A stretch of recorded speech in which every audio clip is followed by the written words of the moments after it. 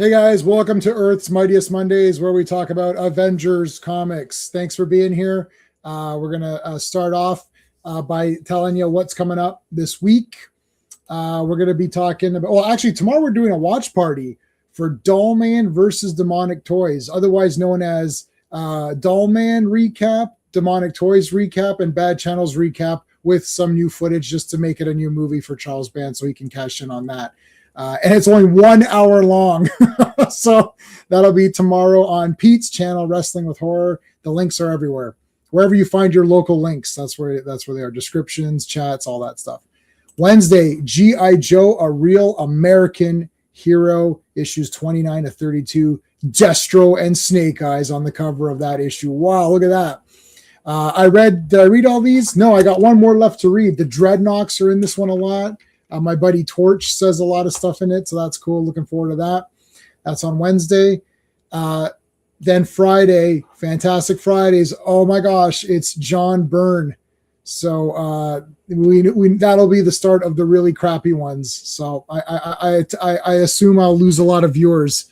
But if you want to still hang out and talk about John Byrne and Fantastic Four, then make sure you're there for Friday. 1 week from today, we're back for Avengers 218 to 220. And you got Drax on there. Oh, my goodness. So there you go. That'll be coming up. All right. So let's thank the channel members. These are our super friends. We call them super friends, but they're the channel members.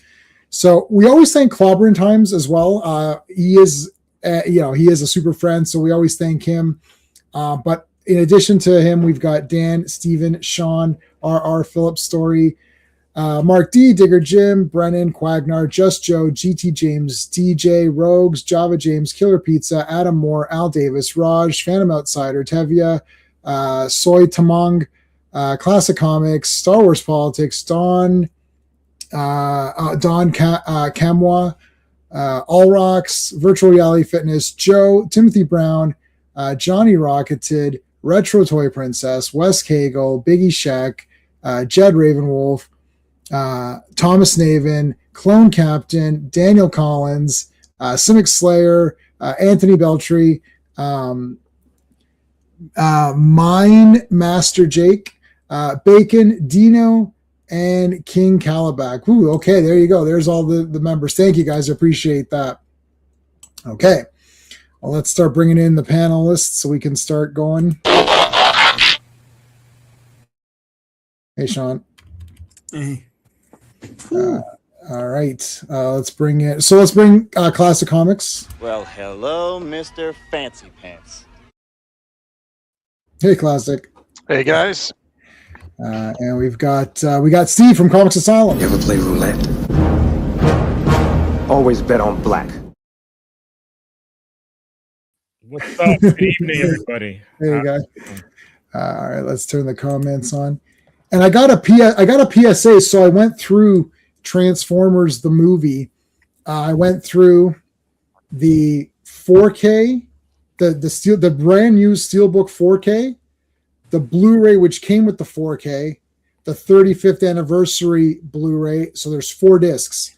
The 4K is widescreen and 4K. The 4K comes with a Blu-ray, which is full screen Blu-ray, but they're both new transfers. Then the other edition was a widescreen Blu-ray and a full screen Blu-ray. In my opinion, the full screen Blu-ray is the best one. Oh yeah. You know what? Some of these movies, Transformers isn't like top 20 movies, maybe like top 25. If it's not in the top 20, it's like 22 or something, favorite movie of all time. And I've seen it many times. The 4K is awesome at parts, but it does reveal flaws. Like there's like a line, like there's literally like the entire Junk Planet part, the Junkions, there's like a line that is now clear because it's 4K, because it's just on the master. Whereas if you go back to the Blu-ray, it's not there. You can't see it at all. So which Blu-ray? The Blu-ray that came with this 4K or the... Is that the Steelbook? Yeah, I think so. Yeah, that's the Steelbook. So no, that's not. Those are not the better ones in my opinion.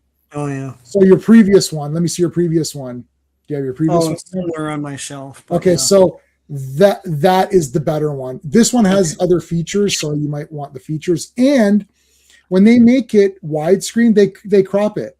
That movie is a full screen movie. They've cropped it. Well, yeah, the features on this were on the DVD. Oh, So, well, then there you go. Yeah, I don't know. So that 4K, they're going to do a new 4K. If they do a new 4K that cleans it up, I'll have to research. I just bought that because it's the Steelbook and I have to have it anyways.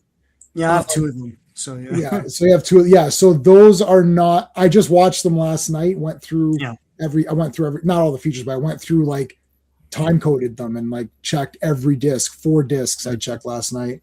Yeah. I watched the entire thing in 4K, like widescreen. It was still awesome. Like some parts look really good, but they don't look that bad on the Blu-ray. So, and even the Blu-ray in that one is still from that transfer. Right. It's like Conquest. Same thing with Conquest. The Blu-ray and 4K don't look as good as the old Blu-ray because the old Blu-ray adjusted the brightness, whereas this one didn't. And it's like, this looks more like what they filmed. Yeah, but what they filmed is so fog-coated that you can't see anything. So the attempt of brightening it up was so we could see what the hell was happening. Right. Right? So it's actually worse, though truer to the form. And yeah, maybe that 4K is truer to its form, but the problem is that you can see a lot of problems with that original one. Like someone's going to have, there's a couple of, guys on YouTube that have done their own 4Ks, and somebody did a 60 frames per second version of Transformers, which are downloadable. Sean even grabbed it for me off YouTube. Mm-hmm. So, yeah. This one had the storyboard edition, which is pretty cool. It had stuff that wasn't in the movie. But so there's stuff like that. Yeah. Okay. That kind of reminds me of when they first went to 1080p and 4K, and they were like, we have to change how we do makeup because people's faces look different with the high resolution. Yeah, you can see the separation in makeup and skin sometimes. Yeah. In some of those 2000s movies. Yeah. It's got to be the 4K of Soldier with Kurt Russell is goddamn awesome. Like, holy crap. It's like the friggin' best, man. Like, see, sometimes they're really pumped up. Sometimes it's not worth it. Hey, Joe Doug, how's it going, dude? There's all our links. Phantom Outsiders here. How's it going, man? Always thought Johnny Blaze could be really interesting. Yeah.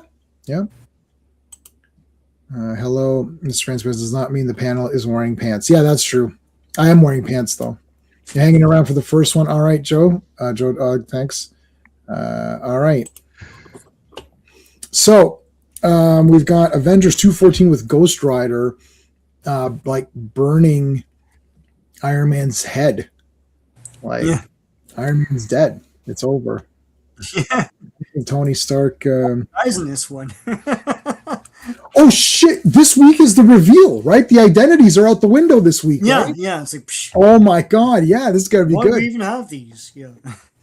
Well, how dumb are we? Yeah. All right. Capture the Ghost Rider. All right, Sean. 214. All right. Avengers 214. First of all, Spider-Man and His Amazing Friends is coming out this September 12th on NBC. So tune in. Not trash show. Yeah, and the voice of Spider-Man, who's also the voice of Bumblebee, will be in Toronto for TFCon, Transformers Con. Yeah. So cover art is by Bob Hall. Release date is September 8th, 1981, but the cover date is December 1981. Three Angels Fallen. Written by Jim Shooter. It says James here. Penciled by Bob Hall, inked by Dan Green. Colored by Bob Sharon, lettered by Janice Chang, and edited by Jim Sallycrop. There you go. It's hellfire. It only burns the soul. Okay, so Tony's dead. His soul is dead. Three angels fallen. So here's the news report. I actually read this, the news report of Hank Pym. Meanwhile, Captain America's working out in this super cool room here. So hard on himself as they go, punching shit. I like this kind of stuff, especially with Captain America. He looks very cool. Captain America. I don't think they're designing. Here's the moment of the show where we bash new comics. No, stay One of tuned. many. One of many. No, let's bash them for just a second. You know what they're not doing. I literally had this epiphany on this page. The epiphany was that they're not designing characters to be in motion.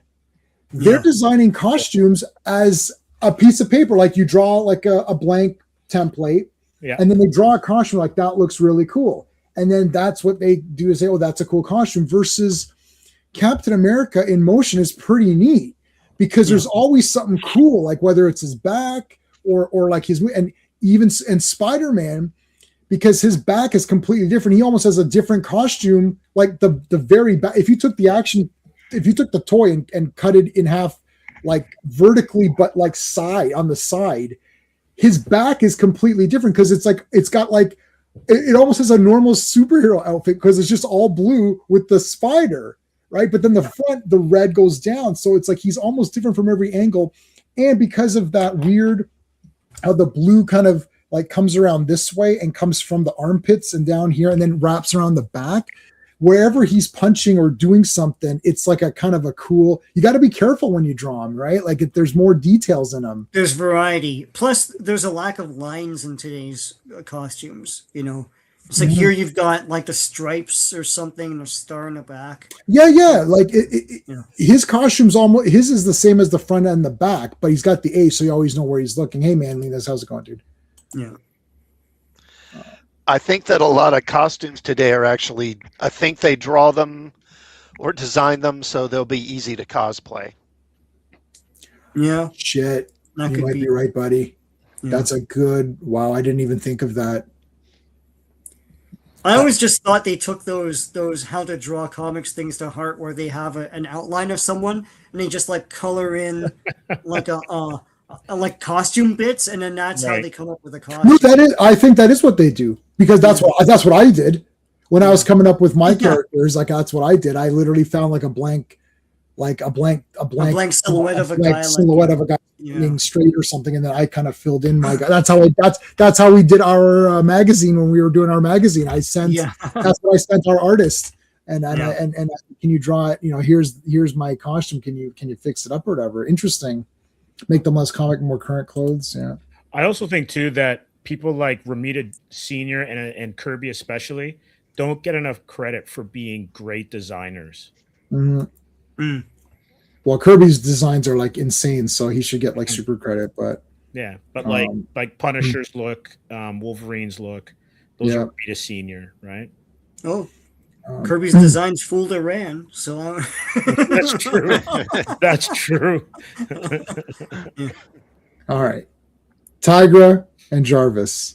This is going to continue until she leaves. So 4 issues. She's leaving tonight, right? Yes. Yeah. And it's like, this is too much shit, man. Now she has the best costume of all, so we can all agree on that. Just her, yeah. Yeah, it's just. So then they have a playful moment here, which is whatever. There's what's his face? Thor coming in. Oh, there's the towers. Yeah. I mean, they were a landmark, so. Yeah. And they're fairly new at the time, right? So. Oh yeah. Yeah. Less than a decade. When were they done? Like late 60s or something? I don't remember exactly, but yeah, like late 60s, early 70s. Yeah, because that dude, I think it was a French trapeze artist or whatever, or tight rope walker guy, walked across them when I was a kid. Oh my gosh!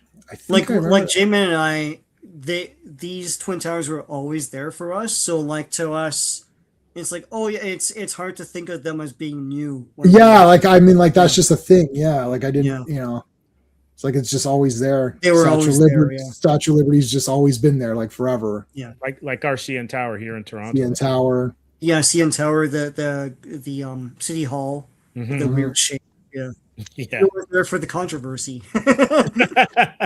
This looks crappy. This isn't a City Hall. Yeah. Right. All right, so there's our buddies, Don and Tony, and here's Janet, who wants a divorce. Consider that the divorce. Damn it, Janet. Yeah. Yeah. So I wanted. She's getting a divorce. Well, her eye is still injured. Yeah, she still can't open it. Wow. All right. Well, So she's like, "What do you want?" he He's comes like, in. "Oh, you know, Oh, I'm a sad sack." Is you are a sad sack. Yeah. What do you want me to do about it? and like, why is she pressing this together to like get him all jealous or whatever? Like, Yeah, I don't know. here's what you're missing out on. Go away. 70s. They showed up in King Kong. Yeah, that's right. Yes. Yeah. Mhm. It's like, all right, she won't burn the toast again. Yeah. Oh, come on. Oh, man, Linus, come on. No, no, no. She's giving him the divorce or whatever. There's I don't know why he's all pissed off at Kang, but I guess that's fine. Was he kicking here like just a disc at another disc? Or something? Yeah, somebody spray painted Kang on the wall, so now he's kicking it because he's pissed off. He's pissed. Kang! Oh, here's the never been attacked by a tree. Yes, the log or whatever. You're right. Can you break a log like that? Can you break a No, log like oh, that? village C. You're like, But Mr. Miyagi could break the log. yeah, That was Well, awesome. he broke the log. Yeah, no, Yeah, didn't he have to broke show it because off. they foreshadowed that because they said Yeah. they showed the poster of Sato doing it, and he's like, Yeah. "Can you break a log like that?" He's like, "I don't know, I've never been attacked by a tree." But then later he does break it. That's Yeah, awesome. A little bit of foreshadowing there. Yeah, to two show is two is the might best. be better than one. Well, 1 and 2 combined together as one movie is yeah, great. yeah. Okay, so they talk about the American dream a little bit here. Not Dusty Rhodes. But Yeah. it's like he's like, Hot yes, times, Daddy. hot times, Daddy. Captain America, did they put hot times on you, Daddy? They did, Jarvis. They did. They just they talk about the American dream. I don't know. It's like it's Oh, tough it's Jim and- Shooter. I was like, who wrote this? It's Jim Shooter. So yeah. Well, there's Monsieur Blaze. Johnny Blaze is here waiting. Now, I have not read. Let me think about this. I think 0. I've read 0. Oh yeah. Johnny Blaze Ghost Rider. Like actually 0. Like I think actually 0. Wow. Dan Ketch.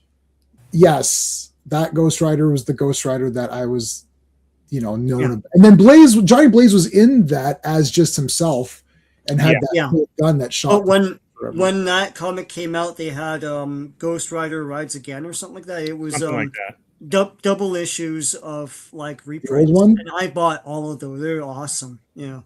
So those are double issues of the original ones, Yeah. reprints or whatever. Yes. Yeah. I know I've read 0. So Yeah. I don't know what's going. Like, is he he's not a villain, right? Or is he? Because he seems pretty like a villain here. Like he's just being a total dick. He's possessed by another Ghost Rider at this Mhm. point. Oh, I always thought Ghost Rider was Zarathos. That's where I get confused. So I'm with you, um, Sean. I yeah. always get kind of twisted on that. yeah, he's possessed by a bad one or something. I think I don't know. And Okay, the chat this- will know, man. Yeah, this is the Johnny Blaze like Spider-Man 3 essentially. oh, I see. And yeah, Phantom Menace, because they talk about, it's based on how much work you put into it, and you have to come and you still might not succeed even if you put a lot of work into it, but you got a better chance of doing it. So it's like kind of the regular American dream stuff, that not the I just get stuff because I'm here. So yes, they can have that conversation today. I guess you're correct. No, but the point of it was that he should trust that there's a good man in Hank Pym, that he worked with them, so he knows that, yeah. and that he'll come around or whatever. I don't know. Yeah, he just had a bad writing day. It's like, Yeah. the writers wrote me bad today. It's like, that's it. Yeah, they're on a tear right now. I mean, they just did some bad work on Danvers there, Yeah. So Yeah, you they're- might be next, Cap. So watch out. The Marvel writers, you're just in a slump. You'll be great again. You're just in a slump. You gotta do better. Yeah. Yeah. No, I like this. Superman 3 trumps Falcon and Winter Soldiers. Yeah. Yeah, the kid, he's like, oh. Yeah. Yeah. You'll be great again, Marvel. You're just in a They slump. cut out the original part where he turns back and fries that kid in half, and then he. Oh my god. This isn't that Crummy Boys finale. Okay. They So- killed the kid in Superman 2, and then they had to cut it out. I know, because that was stupid. It That was stupid. was on the TV version. I didn't know, know that was released dumb that too. for years. Yeah. Even on TV, we're like, that didn't really happen. It's like, just get out of here. You mean that kid with the British accent in the middle of small town? Yeah, well, And then maybe he Dawn, was visiting. throws a light at him or something. Or, yeah. Please, Oh my- Mr. General, please put my daddy down. Yeah. Please, Mr. General, please. It's like it's like, please, General. Please, Mr. He's a general. Please, Mr. General. It's like the UK's version of America. It's this small town of like a few little ramshackle buildings and Right. this kid here. So yeah.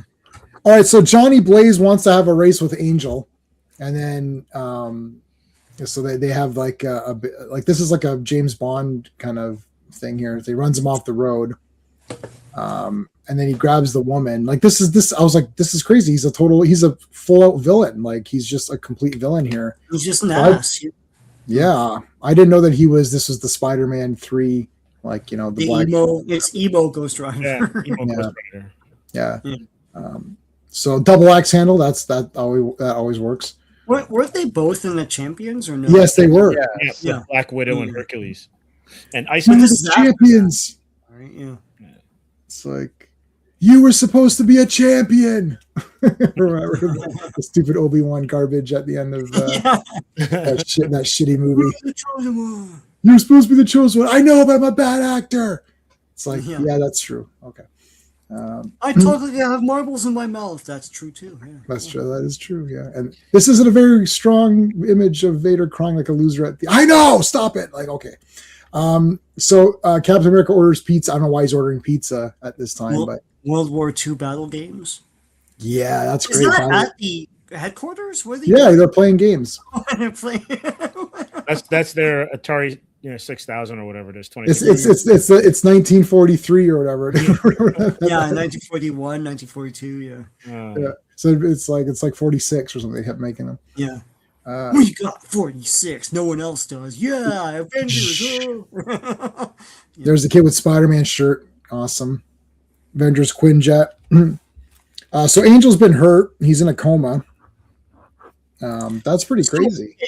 We've seen that Spider-Man shirt. I know it's a simple thing to draw. Yep. It's a white shirt with the Spider-Man head. We've seen it in other comics. We saw it in Fantastic Four. Oh yeah, Did they actually sell that or no? I can't Maybe. remember, but Like a basic white shirt with Spider-Man's I'm head? almost certain they did. Yeah. Hey, Up Irons, how's it going? Yeah, so he shouldn't have burns because the Hellfire doesn't work that way. I didn't see again that this is my ignorance. I didn't know because in It's the beginning pen- of this, I said, there. Yeah. yeah. In the beginning, I was like, "Was he flamed? Like, is his face flamed off? Like, what's going on here?" Because he says, Tony later says, "Oh, I should have had my slits, my guards up or whatever on my eyes and mouth and everything." So I didn't know. Like, I don't really know how it works. I actually have the Ghost Rider comics on digital. I actually got a bunch. They're cool. I I was don't doing know them when for I a bit. got them. Yeah. I don't think I bought them officially. I think I just got them off the high seas or whatever because I don't remember it ever being on sale on Comixology, but I do have them. So maybe I should get into them a little bit, and that might be something to stream about. All right, so Tiger comes in to buy some clothes here, which is great. She dresses like a cowgirl, and then she comes out with her big. Just Chaps. walking around with their like swimsuit or whatever. Yeah, well, that's a costume. That's a costume right there. Later on, they reveal what Tony Stark really wears underneath the Iron Man. Yeah, I saw that. Yeah, Very it's, disturbing. So yeah, he's naked underneath there or whatever. he's got this like red speedo thing, like a Yeah. thong or something. That was de rigueur in the day. Yeah. All right, now where did this kid? I thought this kid thought he was Spider-Man. Well, why is he now thinking he's Superman? He thinks he's Thor, right? Oh, is that Yeah, what he 'cause he thinks? wanted to be Avenger, an Avenger. Yeah. Right. All right, so Blaze is going to go help this kid because that's what superheroes do. So I'll just turn to Ghost Rider, go help this kid. F it. He's like an ass. Yeah. He became Ghost Rider. He's like, forget the kid. I was actually stunned because I didn't realize, hey, Quagnar. Hey, that's literally this. The red with the Yeah. It's cool, man. That's that 3/4 inch line. Yeah, you've only shown that 4 times. I love it. 5 streams. Yeah, That's pretty good. I love it. There's like any excuse to show that. Oh, there's like this really cool ghost in this issue. Oh, Ghost Rider? No, just a ghost. But it's kind of like, you mean like this Ghost Rider? No, that's not it at all.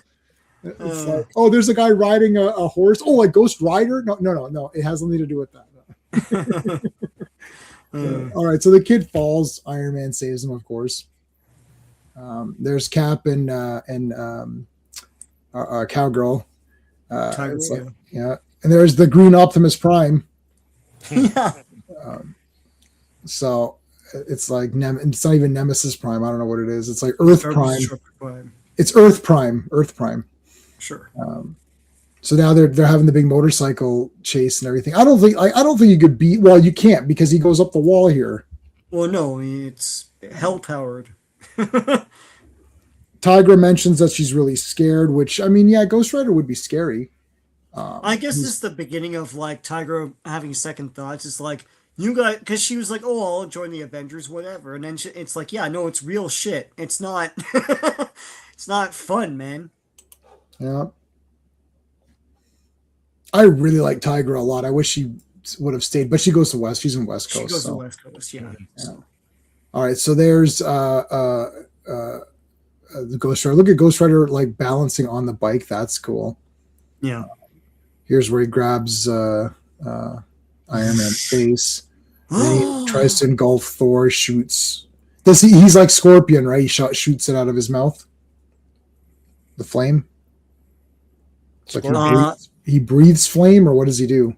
No, he shoots out of his hand or whatever. He's not shooting out of his hand, or is that Thor shooting? Sorry, okay. Oh, that thing? No, it's coming out of his eyes. Yeah, okay. Yeah, coming he out has of the penitent stare. Yeah. Oh, right. So the penitent stare. I don't know if that's this power, but it's like every sin you've ever. Yeah, it comes but Thor hasn't. Yeah, that's what Tiger is afraid of. It's like it's so scary that and even like Cap is concerned. So yeah, he might have 1 or 2. Okay, so I like this. He throws the hammer, and Ghost Rider tries to. He grabs it and uses that to propel him toward. This is the best part, man. This was absolutely the best part of this comic. And Thor's like, "What the?" Or what does he usually say? It's like, he's like, "Hi," or something. They say in this comic that Johnny Blaze's just attitude or his sort of his mental state creates like is just like up to 11 in Ghost Rider. So if he's really pissed off, if he's having a bad day, then Ghost Rider's having a really, really bad day. Like it's like it levels it up. So that's the other thing. Hellfire. It might just be Jim Shooter retconning, trying to ruin this character too. He's like, who can I ruin now? So like I can't have him slap someone because we've already done that. Yeah. And I can't have him get impregnated. Yeah, no, that's not going to work. So Tiger's like really scared of everything. Then they come back and here comes the blast. So Iron Man's better now. Friggin' blast him in his face. Boom. There's Ghost Rider going down. Now he's throwing the fire. Got a lot of guys attacking him there. I don't think Ghost Rider could defeat Thor or whatever, right? Like I feel like there's no way. No. But they play with Thor's power levels all the time, like we've seen. Mm. Like how is he captured? He's Thor. Yeah. Like what's happening? Right. It's one necessary for the plot. Yeah. Here comes Angel. Yeah. And then he turns back to normal. And he's like, oh. Leave me alone. Just leave me alone. Well, actually, we can't because you just literally attacked people and like. And you're under arrest. You are under arrest. It's like you are under arrest. Yeah. You are under arrest. Under arrest. All right. Well, when is somebody going to win this goddamn 10-speed bike? I mean, this thing has been How the long bane. did that last? Is like a year or something. God damn, yeah, this has been the bane of Marvel Comics covers. Like, it's just like, go away. They did take a pause to promote their Spider-Man cartoon. They're I like, guess you know so. what? But you know what? I don't think they did that for Hulk. You know, Hulk had a cartoon at the No. same time, and they never had a banner for that. They didn't care about Hulk. The only No thing, one cared the only about thing Hulk. Hulk ever had was Marvel's TV sensation. On Yes. his cover. Yes. With a little like circle or whatever. Yeah, or a Star Blast or whatever. Yeah. All right, 215 still alive. All right. Avengers 215. The cover art is by Alan Weiss. Release date is October 13th, 1981, but the cover date is January 1982. All the Ways of Power. Written by Jim Shooter. Penciled by Alan Weiss. Inked by Dan Green. Colored by Christy Shield. Lettered by Joe Rosen and edited by Jim Salicrup and Lance Tooks. All right. And first appearance of a lot of people no one cares about. I really like this one a lot. I like Molecule Man. He's neat. He's crazy, yeah. And he's like this like super crazy guy. Yeah. Look at these I like guys. the big debate. Anyway, we'll get to all of that, but yeah. Oh yeah, that was awesome, man. All of this was pretty cool. This was awesome. And I watched Captain America Civil War this weekend. Oh, Is that the beginning of the next phase or is that the end? I don't know the phases anymore. That's a good question. I'll look at it after and go through. I think Ant-Man ended the phase, whatever phase. Yeah, Ant-Man ended phase 2. Civil War started phase 3. So is it tedious or still holds up?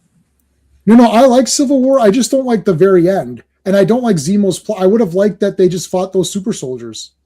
Yeah. Like, I don't like them fighting each other over nonsense. Like, oh, he killed my mom. He was brainwashed. We just went through this whole movie to expose the fact that the guy was brainwashed. It's like, Yeah. So why are you losing I understand you killed your parents and that's garbage, but like, you're Iron Man. You need to, you got to do better, Iron Man. Like, it made Iron Man look stupid at it's my shield. My dad made it. Like, okay, go away. Like, I love Iron Man in everything. And I love them throughout all of it until the last like 10 minutes. I'm like, why is this happening? The last 10 minutes, just have them fight those super soldiers. That would have been better. Yeah. The context of it doesn't make sense. Like that one woman blaming Tony Stark for her son dying in whatever the name of that place was. But that was Ultron. That wasn't the event. The Avengers trying to prevent. Yeah, like what's his face? Thunderbolt Ross is like, look at all these things, and I'm watching it, and I was like, it's like one thing with Civil War that was really terrible was when Scarlet Witch in the very beginning, she brings that bomb, and then she tries to explode it in the. Oh no, that didn't happen. Crossbones brought it. Yeah, and then they're angry at her. Like, okay, look at what happened. It's like with this bomb. So Scarlet Witch brought a bomb and then exploded it at the bottom of the building to kill everybody in the streets and to bring the entire building down onto itself. No, that didn't happen. Crossbones, who's one of your guys, brought this thing, was going to explode it. She moved it out of the way as fast as she could, and then it exploded whatever, high up and took out a couple of floors, but not the entire building or the street. And Scarlet Witch is a problem. Yeah. The problem with that movie was always the contrivance of it. It's forced conflict. It's forced they conflict. want you to believe that the Avengers are a problem, but you saw the movies and they weren't. And then they're saying, "Well, look at these movies." It's one of the things that like that Disney era always did it, and they did it with Last Jedi as well.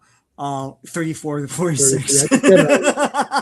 No, Sean, you're right. It's like you guys are right. Yeah, it's like why? Oh, you want me to save the universe? Well, you did it twice. What do you talk? Oh, I couldn't turn Kylo Ren. Well, you turned Darth Vader. What's happening? Yeah, what are the movies that I watched? Anyway.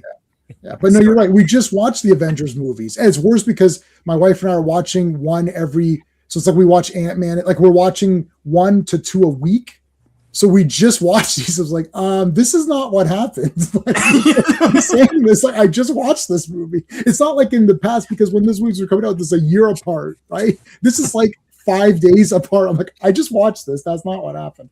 But Ant-Man is the best in that movie. Paul Rudd is the best character in Civil War. Okay. Like, how old is this guy? That was very funny. Oh, that old movie? Yeah.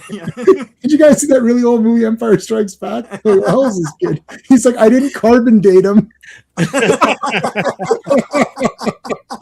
No, Iron Man is great in all of it until the very end when he's a whiner. And then now he's like a whiny little bitch. Like, you killed my mom. He was brainwashed, dumbass. That was what this whole movie was about. He also lost Rhodey too, right? So he had double the pressure. Yeah, whatever. Rhodey made his choice on that, and that was Vision match. But by the way, that was Vision. It's all because of Captain America. No, your boy Vision hit him. Yeah. Right. Yeah. Anyways, okay. So Tiger's at the bank. I love it. They're all looking at her like, "Oh, goddamn! Look at this woman. She's pissed off. This guy's happy to see her." There's a few people. Why does she not have a tail? Like, what are you looking at, son? Yeah. She doesn't have a tail. Looks pretty good from where I'm standing. Woo! So she's This at the guy bank. cops the feel. He's like, And it's like, I like the like giving the ID card. Yeah, because who else is Tigra? Yeah. Are you sure it's that's you? practically the same picture. No, she's that's the funny It's part. exactly she's like this, and it's like exactly Yeah. the same lines and everything. No, she's smiling to make it the same picture. That's actually really funny. That's an artist. That's a great gag because nobody looks like their photo. She's actually smiling in the exact same way to be like, look, it's me. See, get it? Yeah. I think that was intentional. That's very funny. Yeah. So then she's being harassed here by these guys, and she scratches his briefcase or whatever. And then she runs off. Now she's going to get some clothes. This is like Pretty Woman. Getting the big clothing, and they serve her this time, not like where they don't serve her in the beginning. In Pretty Woman, they just come back with richer gear. Then she goes to the big pub here. One milk neat coming up. Come on, man. Yeah, I like milk too. So. Milk does a body good. How much milk you been drinking? Woo! Hilarious. I know milk does a body good, but how much milk you been drinking? So she ties this guy up. Goes to the subway here. This is cool. She gets a little bit of a victory here. You get this guy's like banging and stuff like that. And dude, if this is why I don't take the subway. But if I took the subway and there was someone banging and someone beat the crap out of him, I would be very happy. It's like, why are you banging? I just want to ride the subway in peace. Like that's why I don't use the subway. I can't. She saved 200 on the street. Doesn't die in the building. So it does. Oh yeah.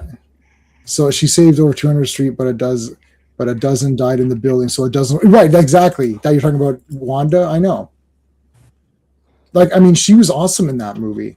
I like Scarlet Witch in the movies. Probably, I mean, they just give her telekinesis or whatever, not telekinesis. Telekinesis, basically. They're just like, okay, she has telekinesis. There, I've explained it.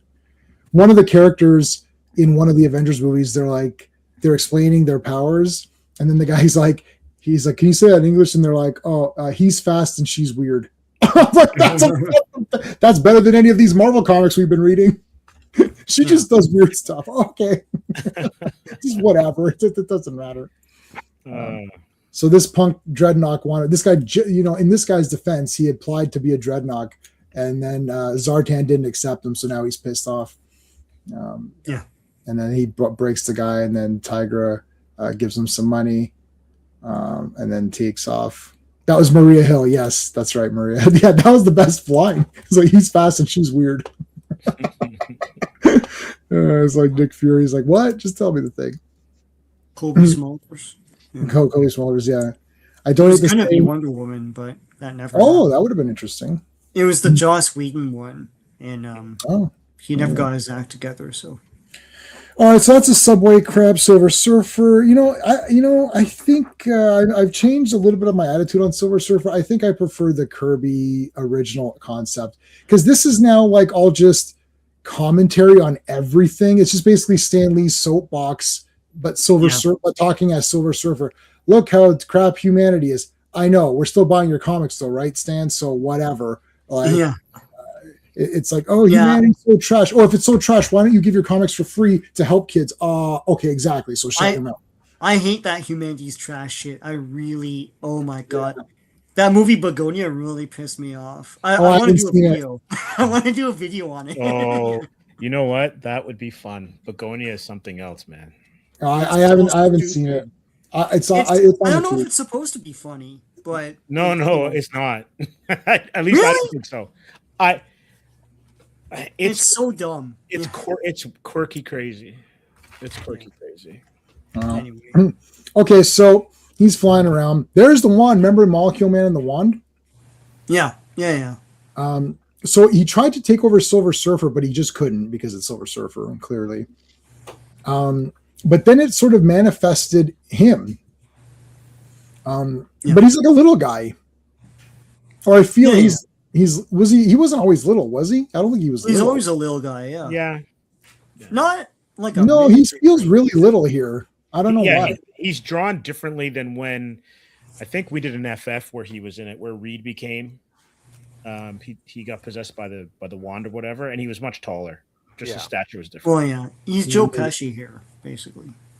Look at him and to the right. Yeah. But in the artist's defense, you got to fit him in with all this dialogue, so I can't make him too tall. Yeah, like my Molecule Man is from Secret Wars, where he's yeah, that's the one I always picture. So here's a Silver Surfer origin. I was awesome. Okay. Okay, now this is great. Molecule Man's like, you know what? I'm gonna eat the planet too. I love it. He's like, yeah, I'm gonna be better than Galactus. Yeah. So there you go. I like these. I like the tattoos that he has on his face, like those electric. Yeah, weird. Yeah, tattoos or whatever. He makes himself a helmet. And there's Silver Surfer. I like Silver Surfer here. He's cool. He looks like a Mortis. Yeah. Yeah.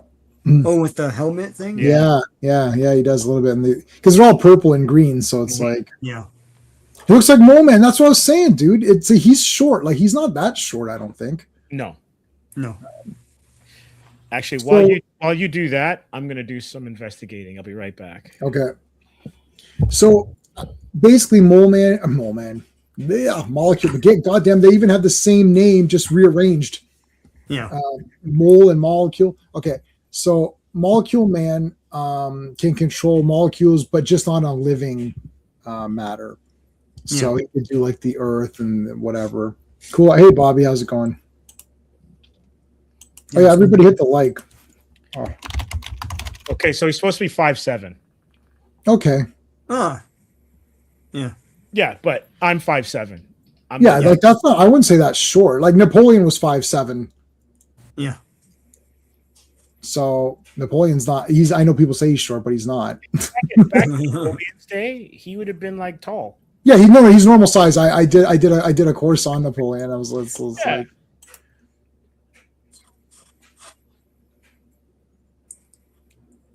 but he has a mental block. Mm-hmm. Well, in this comic, they say he can't do it. That's the difference between him and Firestorm. Mm-hmm. You're 5'7". Yeah. Okay. Yes, Firestorm can do any. Yes, and I was reading the Fury of Firestorm or something. Mm-hmm. It's Jeff Lemire, I think, and I like the first issue and the second issue. Nothing really much happens. It's like, oh, new comic alert. Nothing happens. It's like, okay, I'm done. Like done. I'm done. I don't care who's the writer. I'm done. Nothing happened. Okay. There's Tony. Get the big briefcase. He gets the board, right? Yeah. I think it's this one. So he gets the surfboard. There's like that big energy dome now that they put over top of the city. Oh, there's Donald Blake. I love that he goes to the bathroom. Donald Blake goes to the bathroom and comes out as Thor. That's awesome. Also, the book gets meta because they mention Anne Nocenti. I think that's her name. Yeah. Yeah, Innocenti, yeah. Molecule Ma'am. That would be great. Don't give them the idea. Well, it doesn't even matter. All these characters are dead to me. Outside of comics, most of these characters are dead to me. All right, so there's the board. Tiger gets on and she's like, "Oh shit!" just grabs it. So there's like, I think this is their story frees them, and they can't get into New Jersey or something, right? That there's like, it's like some energy field around it. Yeah. So that's where Molecule Man is. So basically, they're trying to like punch a hole now through here. I mean, honestly, isn't the world probably better off with a force field around New Jersey?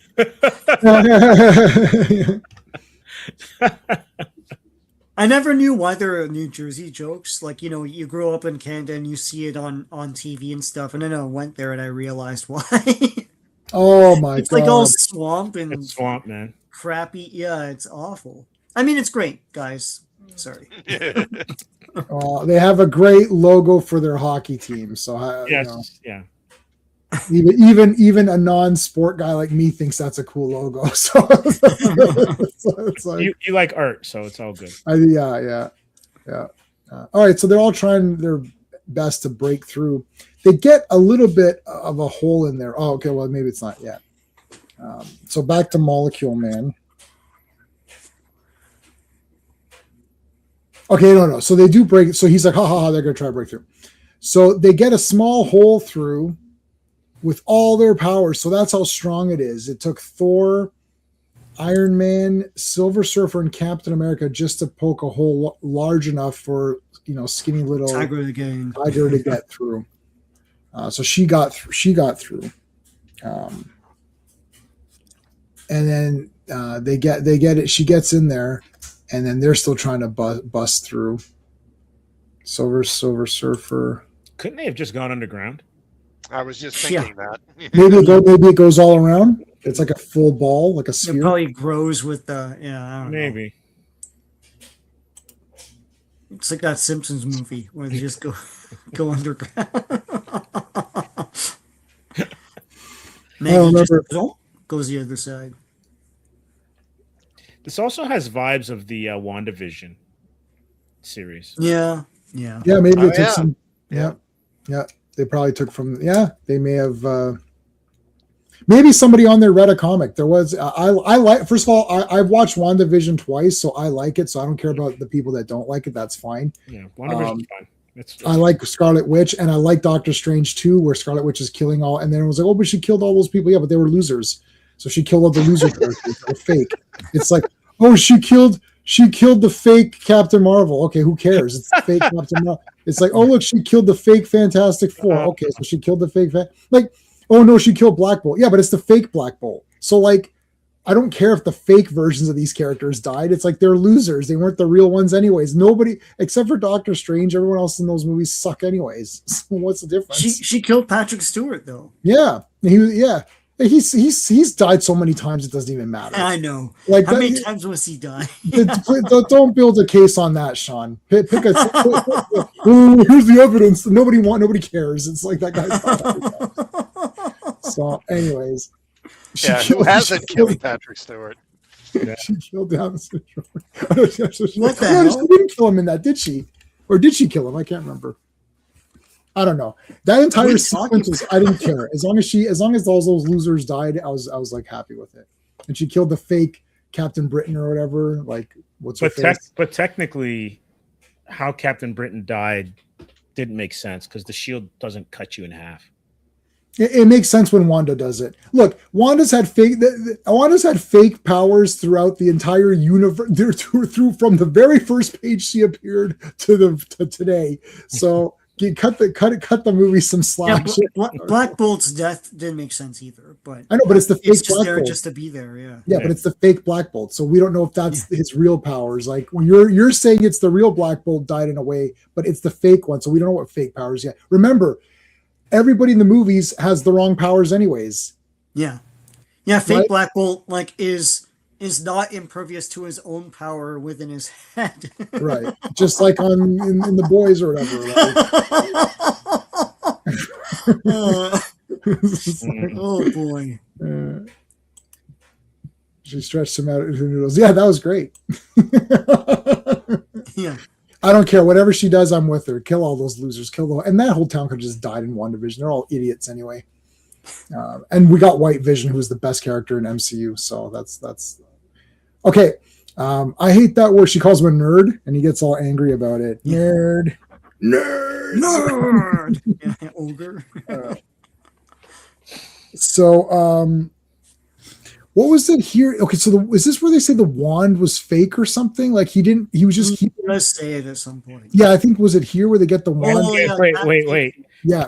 Can you go back up? Is that where you guys were laughing at Tony and what he wears on? Yes.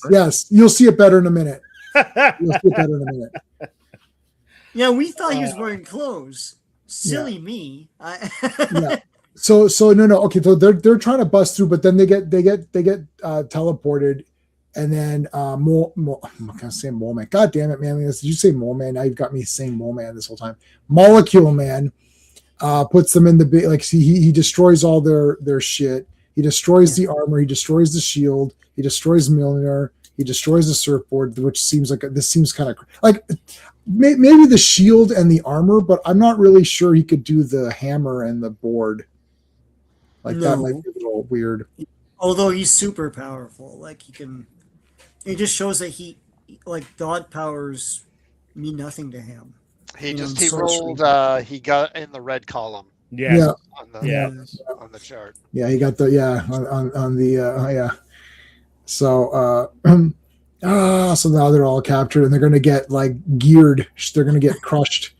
And there's Tony's underwear there. That's what we're saying. We're like, what the heck's going on? It's a thong. With the because there's like a string and there's like it's a thong, man. Thongs for everything. Thong. It's 80s, Yeah. And then and he's wearing less than Tigra. Yes. Pretty much. So she's like, no. So he did get the wand, and then the wand actually doesn't do anything anymore. Yeah. Like he's just having it for Speedo. It's a thong. He was just keeping it for sentimental reasons. This episode almost makes Molecule Man like Arcade. Yeah. It's just like death traps and stuff. And Claw put a field around the Avengers in issue 126. Yeah. It's all because Reed has Down syndrome and told this one. Oh, is that from the movie? Yeah.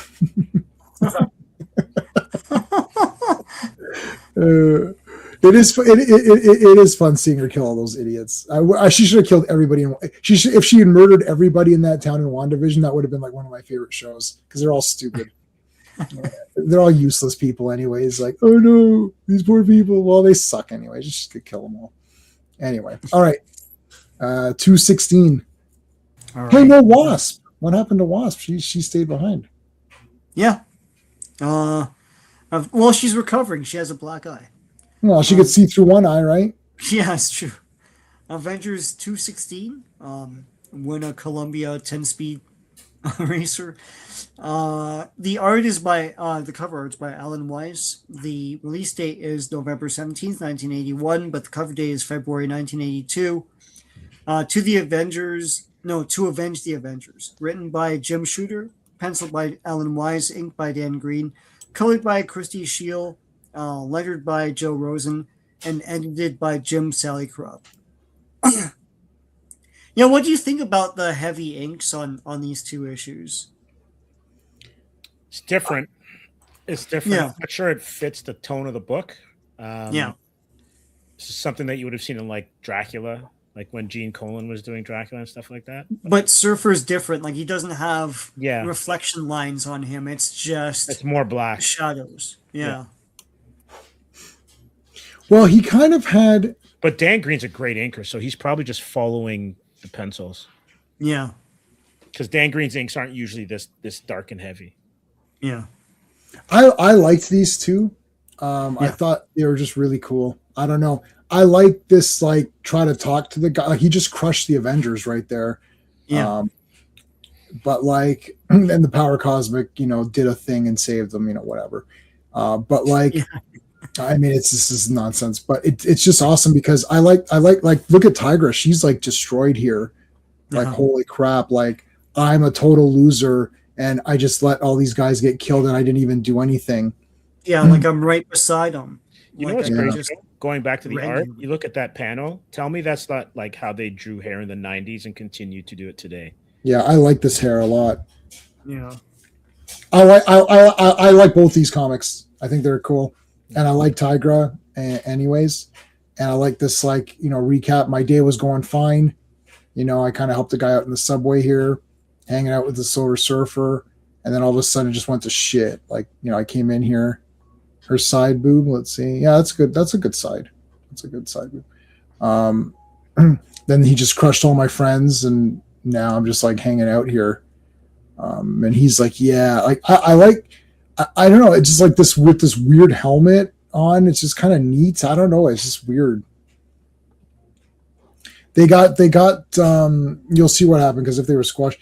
Yeah, something would have come. Yeah, what happened? I think they went. So, like, he'll explain it later, but like they kind of went through it underneath. They went through the thing. But I like Tigra, like, she's just going to be his pet now. He's like, oh yeah, I'll just make you my pet. It's like, you can talk to me, and if you like me, we could be friends or whatever, and you could be my pet. Like, look at the way I think you guys are saying that it's just like the lots of the black, like the heavy inking. Mm-hmm. It's kind of neat. Like, look how. Like, he looks pretty scary and kind of demented. Yeah. Yeah, I think the inks, I'm sure it's the pencils first, but I'm sure the art team, that's the purpose of it, because this is more of a horror comic in terms of, like, how demented he is. So it's like, all right, you're going to just be my pet or whatever. Is that a fur ball? Or hairball, sorry, that he caught? Yeah. Or something. Oh, it's like a molecule, it's like... just a bunch of random molecules. So then I got the military, call the army. Here's Fantastic Four. Dun, I'll bust through, of course. Reed will think about busting through. Clobber times. Thing tries to punch through. Nova, of course, it doesn't work. Wait a second. The hole that Cap made, like, it reformed? Yeah. Or are they not finding it? I'm not sure what happened there. I can't remember. I can't remember why they can't find that. Well, it doesn't matter because in about 2 seconds there's going to be a massive flooding, so they don't have much time to do anything before, like, this huge flood comes and just engulfs them all. Anyways, poor Johnny. He doesn't have much imagination. Yeah. If he did, he could probably, like, defeat everybody, really. So you can see here they went through the thing, and the Power Cosmic somehow gave them all Vision's abilities or something, and went through. So there's Tony naked, and there's Donald Blake because his hammer's gone. Oh, my. Tony. Now, like, Captain America's like, wait a minute, where's Thor? And Tony Stark, you're Iron Man, right, Cap? I feel a little foolish about keeping that secret from you till now. I'm sure Don feels the same way, right, Tony? Dr. Don Blake, you are Thor? I was. When I stamped my old wooden walking stick upon the ground, I was transformed mystically in a way even I don't understand into Thor. And then it's like, so now he doesn't have it. Yeah, see, like, he does have, well, he has the yellow shining. But this Silver Surfer does look weird. It looks different than what I'm used to. Yeah, it does look different. Just a heavier brush to do the highlights and the lowlights. Well, So they're alive. Obviously, their identities are revealed, saying that Tiger's alone. It's like we've got to get it. So now I like what they say here, where it's like the new village people. Yeah. I like how they're like, okay, well, we got to figure out what we're going to do. And Tony's like, well, I'm not just the suit of armor. I could do other stuff. And Donald Blake's like, yeah, I want to do stuff too. They're like, we're not just our hero roles. I'm not just Thor or whatever. So, all right, here's my plan. And then we come back. So he made her like this sort of like, like bed. It's like a big, Is that a ball of yarn beside the bed? Yeah, there's a ball of yarn. Yeah. He gave her like a little cat room or something. No scratching post? What's going on here? Come on. Yeah. So she actually thinks to herself, why don't I just like go attack him now? Like just go and sneak up and attack him. Like he's sleeping. I could go nail him right now. So she actually goes. She's creeping slowly. Now here's the thing. There's actually a molecule trap. So this is weird. She can't see this, but he set up this thing that visually she can't see, but it's like it's like a laser thing, like if you pass through it, he'll know. From like entrapment. Yeah, entrapment, which I had the were you here for the entrapment thing? No. Oh, here you go. Oh, there you go. Everyone's like, that's why everyone went to go see that movie twice. It's like, so it nails it nails her. So he knows. So Molecule Man knows that she's coming to kill him, and he's waiting for it. And then she's like, yeah, but I can't just go and kill him. Like there's got to be another way. So she's against killing him. And this actually, in a way, makes Molecule Man, God damn it. Molecule Man is like, wait, she didn't kill me. She couldn't have known that I knew she was approaching. So it's like, what happened? Why did she stop? Like, it's kind of makes him question a little bit. I think it's pretty neat. All right. And then Captain America's like, no, we're not dead. And they're like, oh, thank God. Now she knows their identities. So now she knows. She knows Donald Blake and Tony.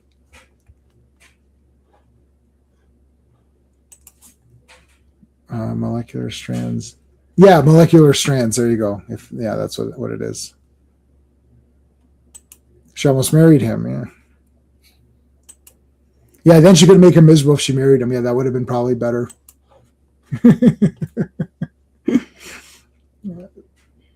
So now some of Tony's armor was still left. So they were able to build this little contraption, and then that's gone. Molecule Man just like, got rid of it. And now he's being like buried under this or whatever. She's like, this is my fault. And then, talk to the hand. Oh, gave her the Heisman. Boom. See, look at his face, man. This is awesome. Did they do a Molecule Man? They did a Molecule Man figure. I don't think it's not this version, Secret though. Wars, didn't they? Or the Secret Wars line? I'm sure they had. Oh, shit. I don't know what I did there. Oh, my God. Can you guys still see me? Yeah, I can see you. What the hell is this? Hold on. I'm like completely blocked out. I don't know what the hell happened here. I can't get out.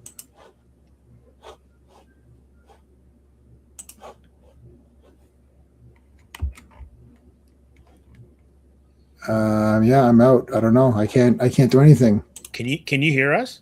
Yeah, I can hear you, but I can't see anything. Oh, wow. I'm like, how do I get out of this?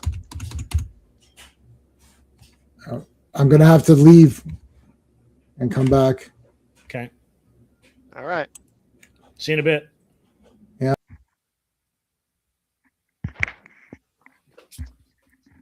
So I guess we We'll keep it. We'll keep it floating. We'll keep it afloat.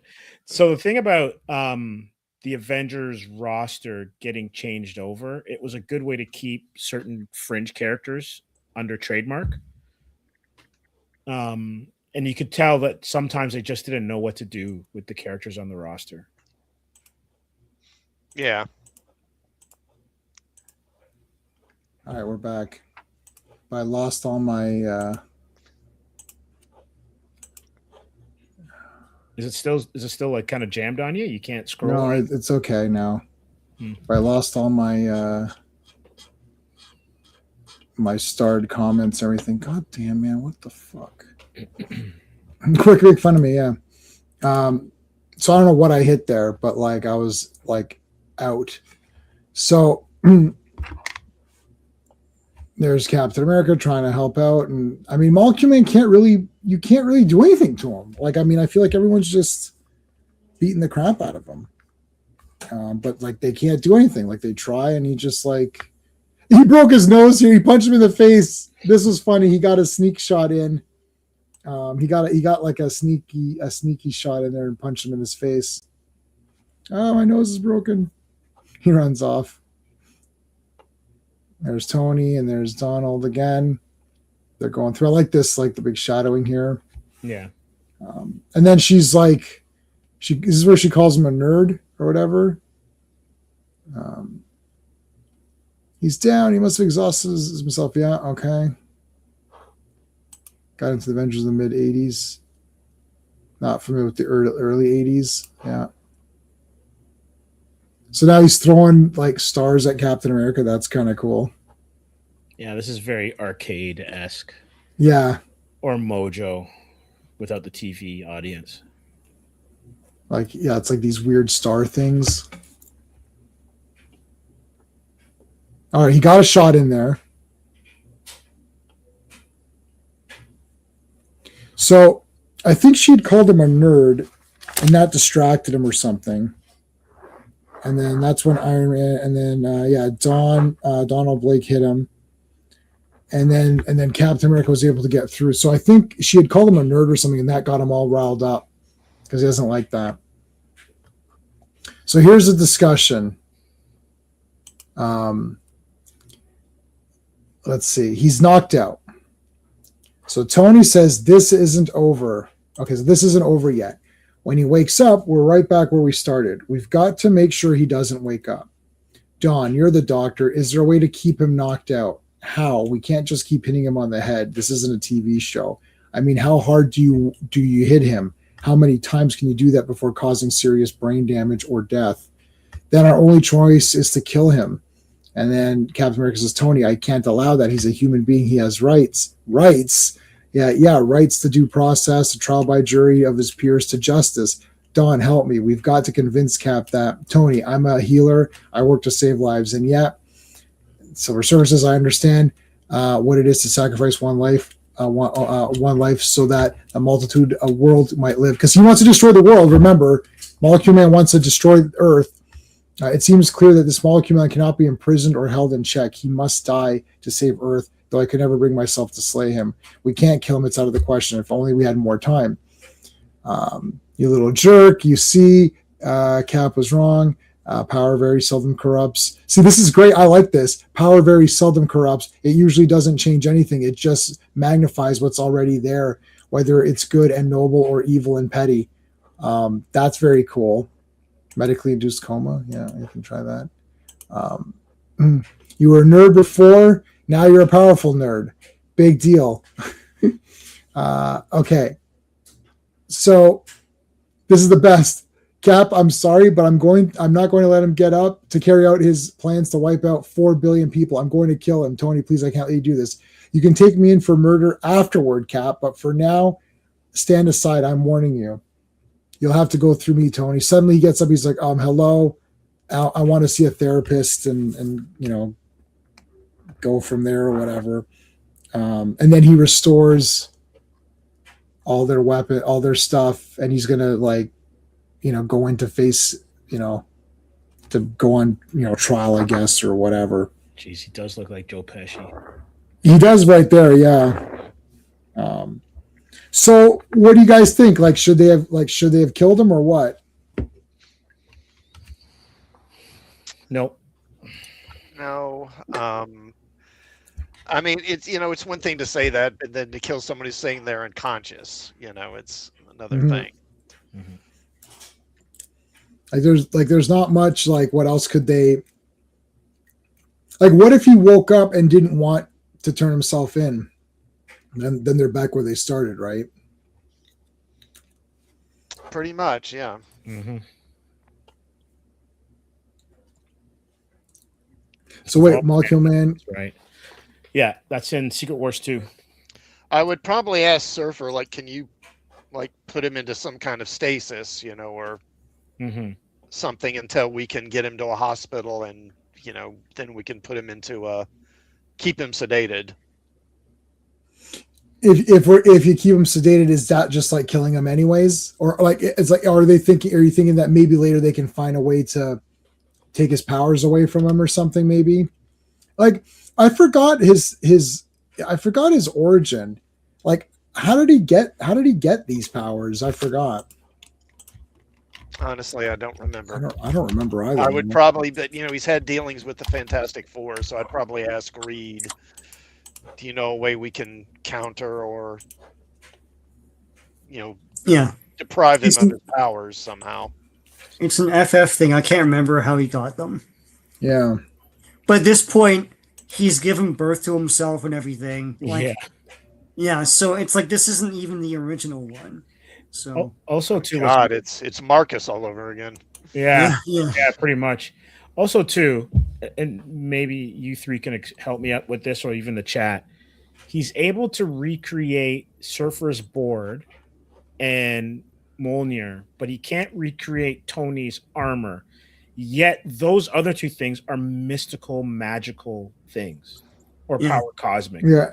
He says the armor is too complicated with all of its transistors and all of that stuff. So it's too weird for his mind to grasp how to put it together. But the board, I guess, is just the same. It's just made up of the same substance. So it's just one substance. It's like, yeah.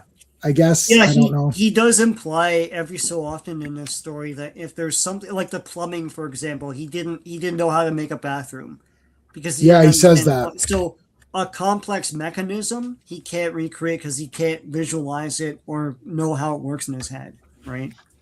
Yeah, there's a lot of hand waving going on. Yeah. Yeah, and this is so just so the chat knows, this isn't a poorly drawn Iron Man armor. This is just clothing that mimics the armor. It's under ruse. It's under ruse. I was thinking the same thing, Sean. Yeah, under ruse, which that's what Tony calls Spider-Man. And then Tigra quits because she's like, "This is bullshit." All right, well, I'm out of here. See you, Tigra. And poor Jarvis. He's like, wah. Yeah, he kind of felt a bit bad because he liked her. This is the end of this volume, so we can look at some of the other stuff here. Some original art. Oh, they pasted in those bubbles. And, yeah. Just they weather when the pages get old. Yeah. I think it's the glue behind it. Yeah.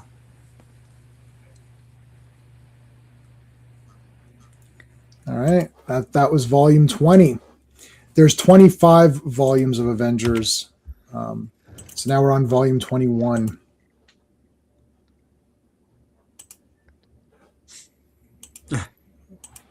Share screen. Boom. All right, so you got to hold on a second because when I did this, I lost all my. So Steve, what have you got going on your channel while I'm getting all this together? We're in the process of putting up a video that we did where we interviewed Sugarland Beard. She's a voice actress as well as does live action stuff. So we were able to interview her at Kitchener. And then we're also going to put up a little bit of a little sizzle reel based on our time in Montreal, as well as signing at Indigo. We signed copies of Atrium at Indigo and St. Catharines yesterday. Wow. Classic, do you have anything?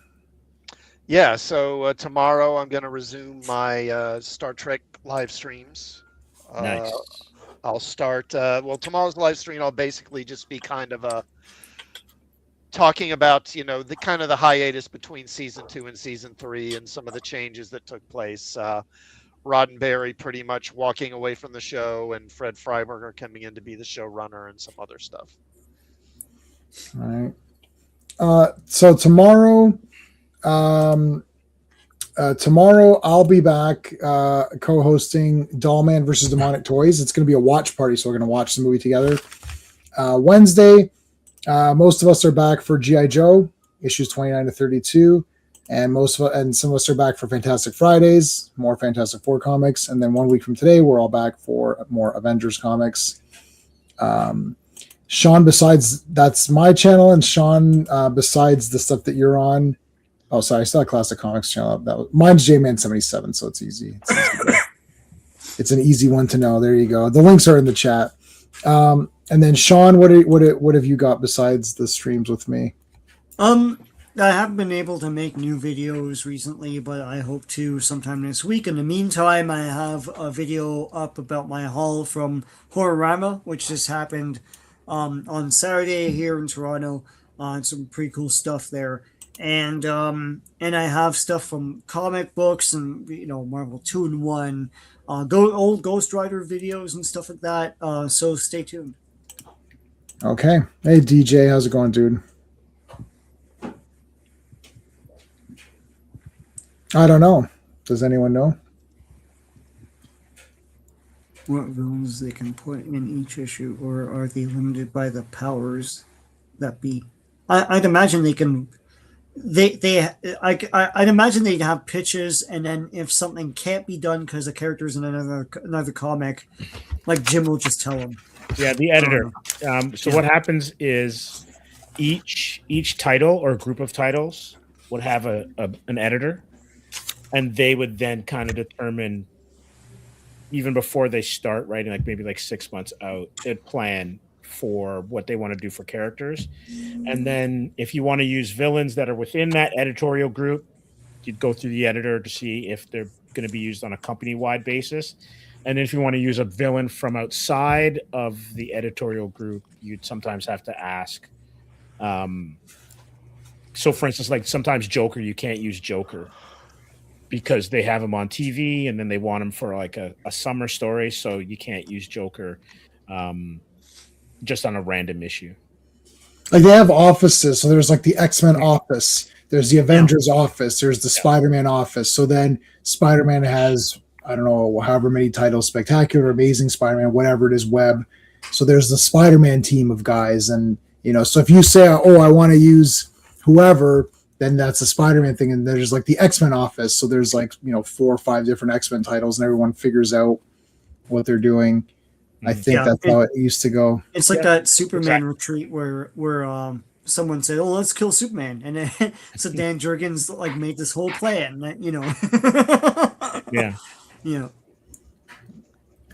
Next week starts the Justice for Hank Pym. Yeah, you know what? This issue, like, it is actually frustratingly kind of interesting because, like, you are really on Hank's side a bit here. You're like, F all this. Like, no one's believing me. And Egghead really screwed him over pretty bad. Was that supposed to be Egghead in the Ant-Man movie? Like the guy who becomes Yellow Jacket, or is that a different guy? No, it's a different guy. Okay. And he's not supposed to be MODOK either. Yeah. Oh god damn, I forgot. He's not supposed to look like shit either. So anyway.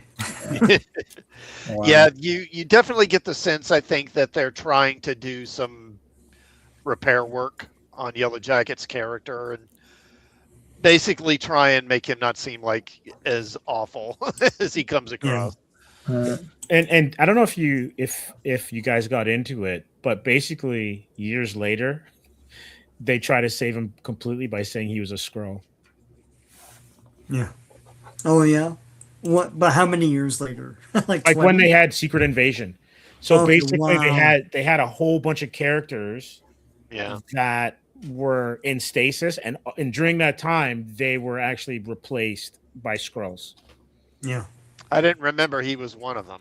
Yeah, I think I remember. I can check that up just to double check, because I might be mistaken. But the problem is it didn't stick.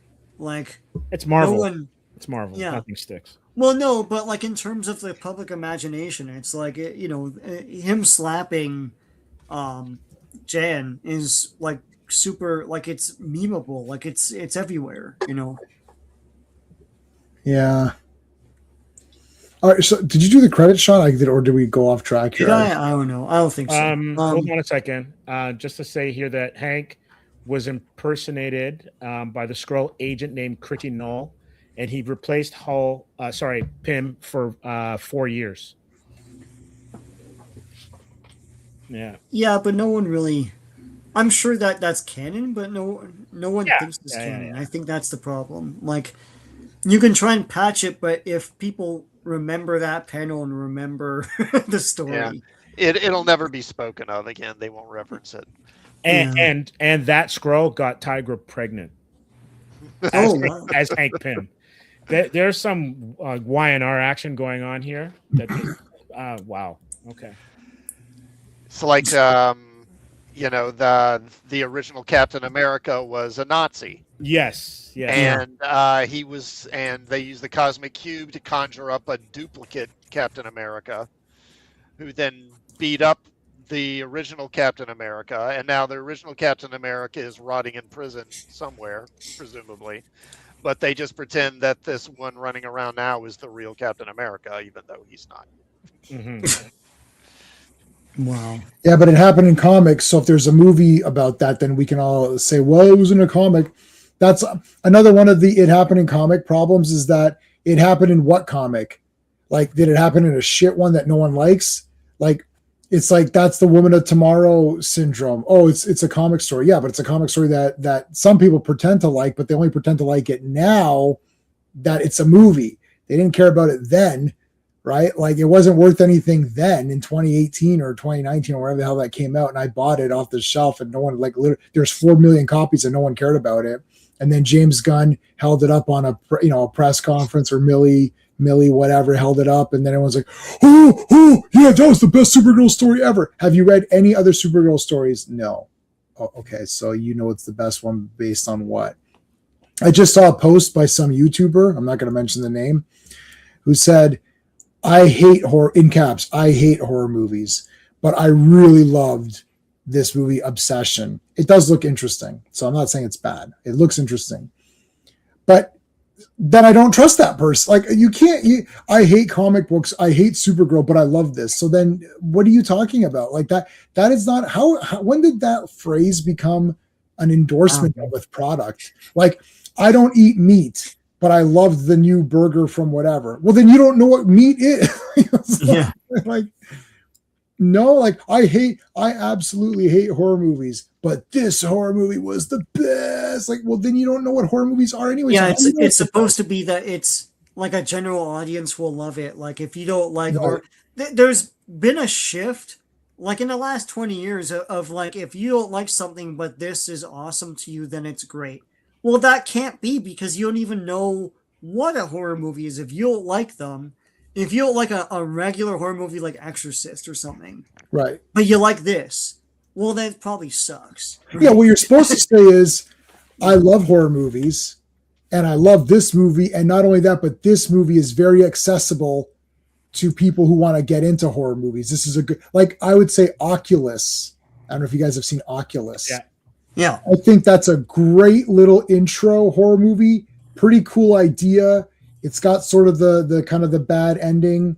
It has a couple of little twists. Neat concept. It's pretty short. It's not too long. It's got some good practical stuff, some spookiness. That's a good intro. So I love horror movies. That's a good little intro horror movie if you're looking to get in, but nothing too crazy. Like, not Terrifier 2. You don't start with Terrifier. You're starting with this little small movie. It's pretty good, decent. Others, the Others with Nicole Kidman. That's a good intro.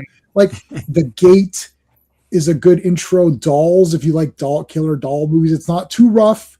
Like, it's decent. It's not super crazy. Like, That's how you talk. You don't say, I hate horror movies, but even I like dolls. Like, what does that mean? Does that mean dolls is no, good? You hit the word on the head. It's accessible. They're trying to show how accessible it is, right? Yeah, so say it. Yeah. Like say I love horror movies, especially these kinds of spooky ones, these sort of character study movies, or and I think Obsession did an amazing job in this genre. That's it. Hey, how's it going, Jim Chams? Shop smart, shop S smart. You got that? All right. Okay, Sean, credits. All right. Avengers 217. The cover art is Bob Hall. Release date is December 8th, 1981, but the cover date is March 1982. Double Cross, written by Jim Shooter, penciled by Bob Hall, inked by Dan Green, colored by Christy Steele, lettered by Joe Rosen, and edited by Jim Sally Krupp. All right. Dun, dun, dun, dun. This is like he's facing off against everybody. Yeah. Double Cross. So this is a random guy who's just attacking. I told you, Avengers. Yeah. This guy's going to be kind of a recurring character for a while. Okay.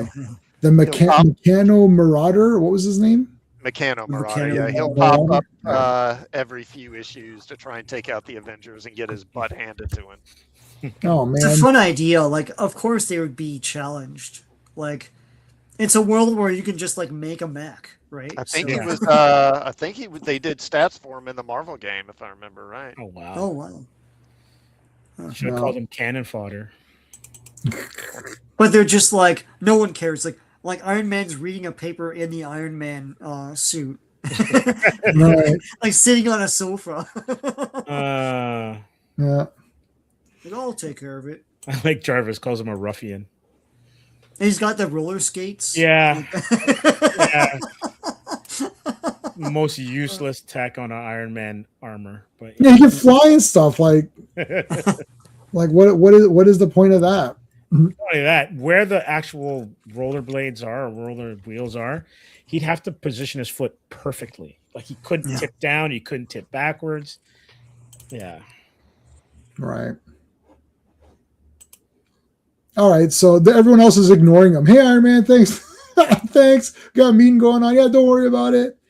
And this guy's like, wait, hey, he just walked in? Yeah, like, why are you ignoring me? And you're ignoring me. This is shitty. And what are you doing? It's like, yeah, how's it going, dude? Yeah, no worries. It's fine. It's like, all right, fine. Like literally, like they literally don't care.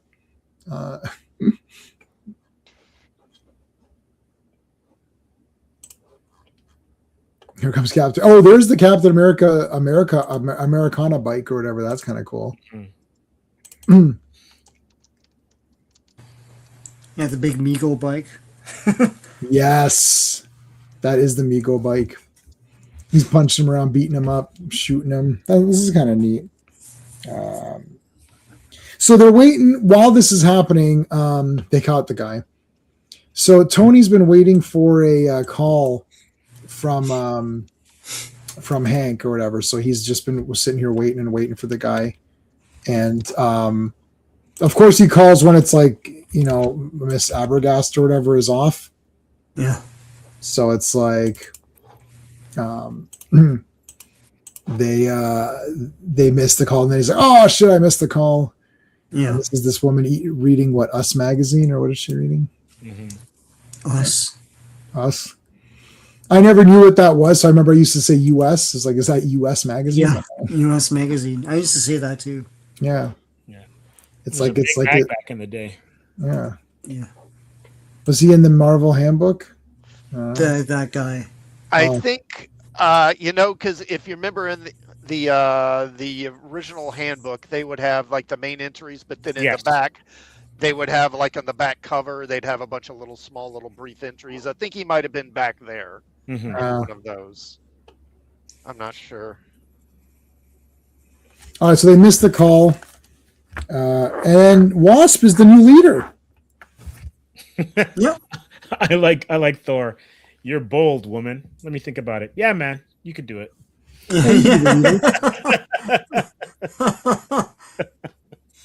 There's Egghead, who's like, I'll give you $500,000 if you give my niece this mechanical arm that I made. and I have no ulterior motives. It's like he does make a convincing argument though. Yeah. And I honestly didn't. I actually honestly didn't know where this was going. As stupid as that might sound, but I kind of bought into it. I thought, oh, maybe this guy. I don't know. Is he going to become? Because I don't really know the Ant-Man guys that much. Like, I read a little bit of Ant-Man, and that's it. So I don't know any of these Ant-Man people. So I was like, I didn't know that wasn't Egghead. Like, I actually thought in the theater when we saw Ant-Man that, oh, that's Egghead because he's a bald guy and he's got the big, nice, shiny head. So I thought, oh, that's Egghead. Oh, they made him Yellow Jacket. I was like, oh, that's kind of interesting.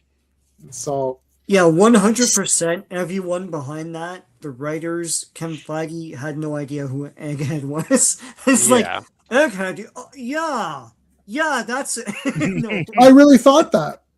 I thought, oh, that's Egghead. I was like, oh, they made him Yellow Jacket. I'm like, oh, that's interesting because otherwise Egghead's just a guy, right? So I thought, oh, he's a tech guy and he made a rival outfit or whatever. I was like, that's kind of neat. That might be kind of cool. So I don't know. I really like that Ant-Man movie. I don't know how accurate it is. We did read the first appearance in Marvel Premiere or whatever it was. The Scott Lang one. Yeah, which he is the thief. He fights that purple guy in a Speedo or whatever. Yeah, he is a thief in that, right? And he does steal the suit, right? He's a thief. Yeah. Yeah. So that big guy that he fights in there in that issue, that's the guy in the movie. Or that is the guy. At least he has the same name, Darren Cross. Yeah, obviously yeah. He's obviously kind of a different character, but that's who it's supposed to be. Wow. Yeah, but see, Darren Cross sounds like a comic villain name, right? Darren Cross, like, oh shit, right? Like, yeah, it's like sounds like a WWE wrestler. Like, yeah, it's like 2 syllable, 1 syllable. Like, yeah. In one of our movies that we made called The Grandmasters, my friend, my friend, the other Sean, named all the characters. So my character's name was Frost, but the other guy's name was. He's a former Japanese assassin named Robert Crow. I'm like, is that a Japanese? that is not a Japanese name. And the guy, and we did a lot of race swaps because my friend Albert was Filipino and he played the Japanese guy. But like, we're just like, yeah, you're the Japanese guy. It's like close enough, yeah. It's close enough. Whatever. Pacific Islander, they live on islands too. It's an island, right? So what else do you want, Sean? Like how? And his name's Robert Crow. So I was like, where did you come up with that Japanese? Yeah, that definitely sounds like a Japanese name. Okinawan, right? No, like what are you talking about? Whatever. We didn't know anything. But anyway, so there's Egghead. So he was experimenting on his niece, and like she lost her arm. Oh my god, this is crazy! I liked this comic. I was getting really like heavily invested. I was like, F this guy. I was like, what the shit is this? Right? And then when he screwed Yellow Jacket, I was like, you know what? Screw you, Egghead. What do you think of that? I'm gonna kick your ass next time I see you walking around. What a dick. They gave him the money here. Hank Pym's got the big beard. And then this is really sad. Like I was like, oh my god! And then he's gonna because he's gonna manipulate her, or otherwise there's no comic. So he shows up as Yellow Jacket, and then gives her this arm, and she's like, oh, this arm's great.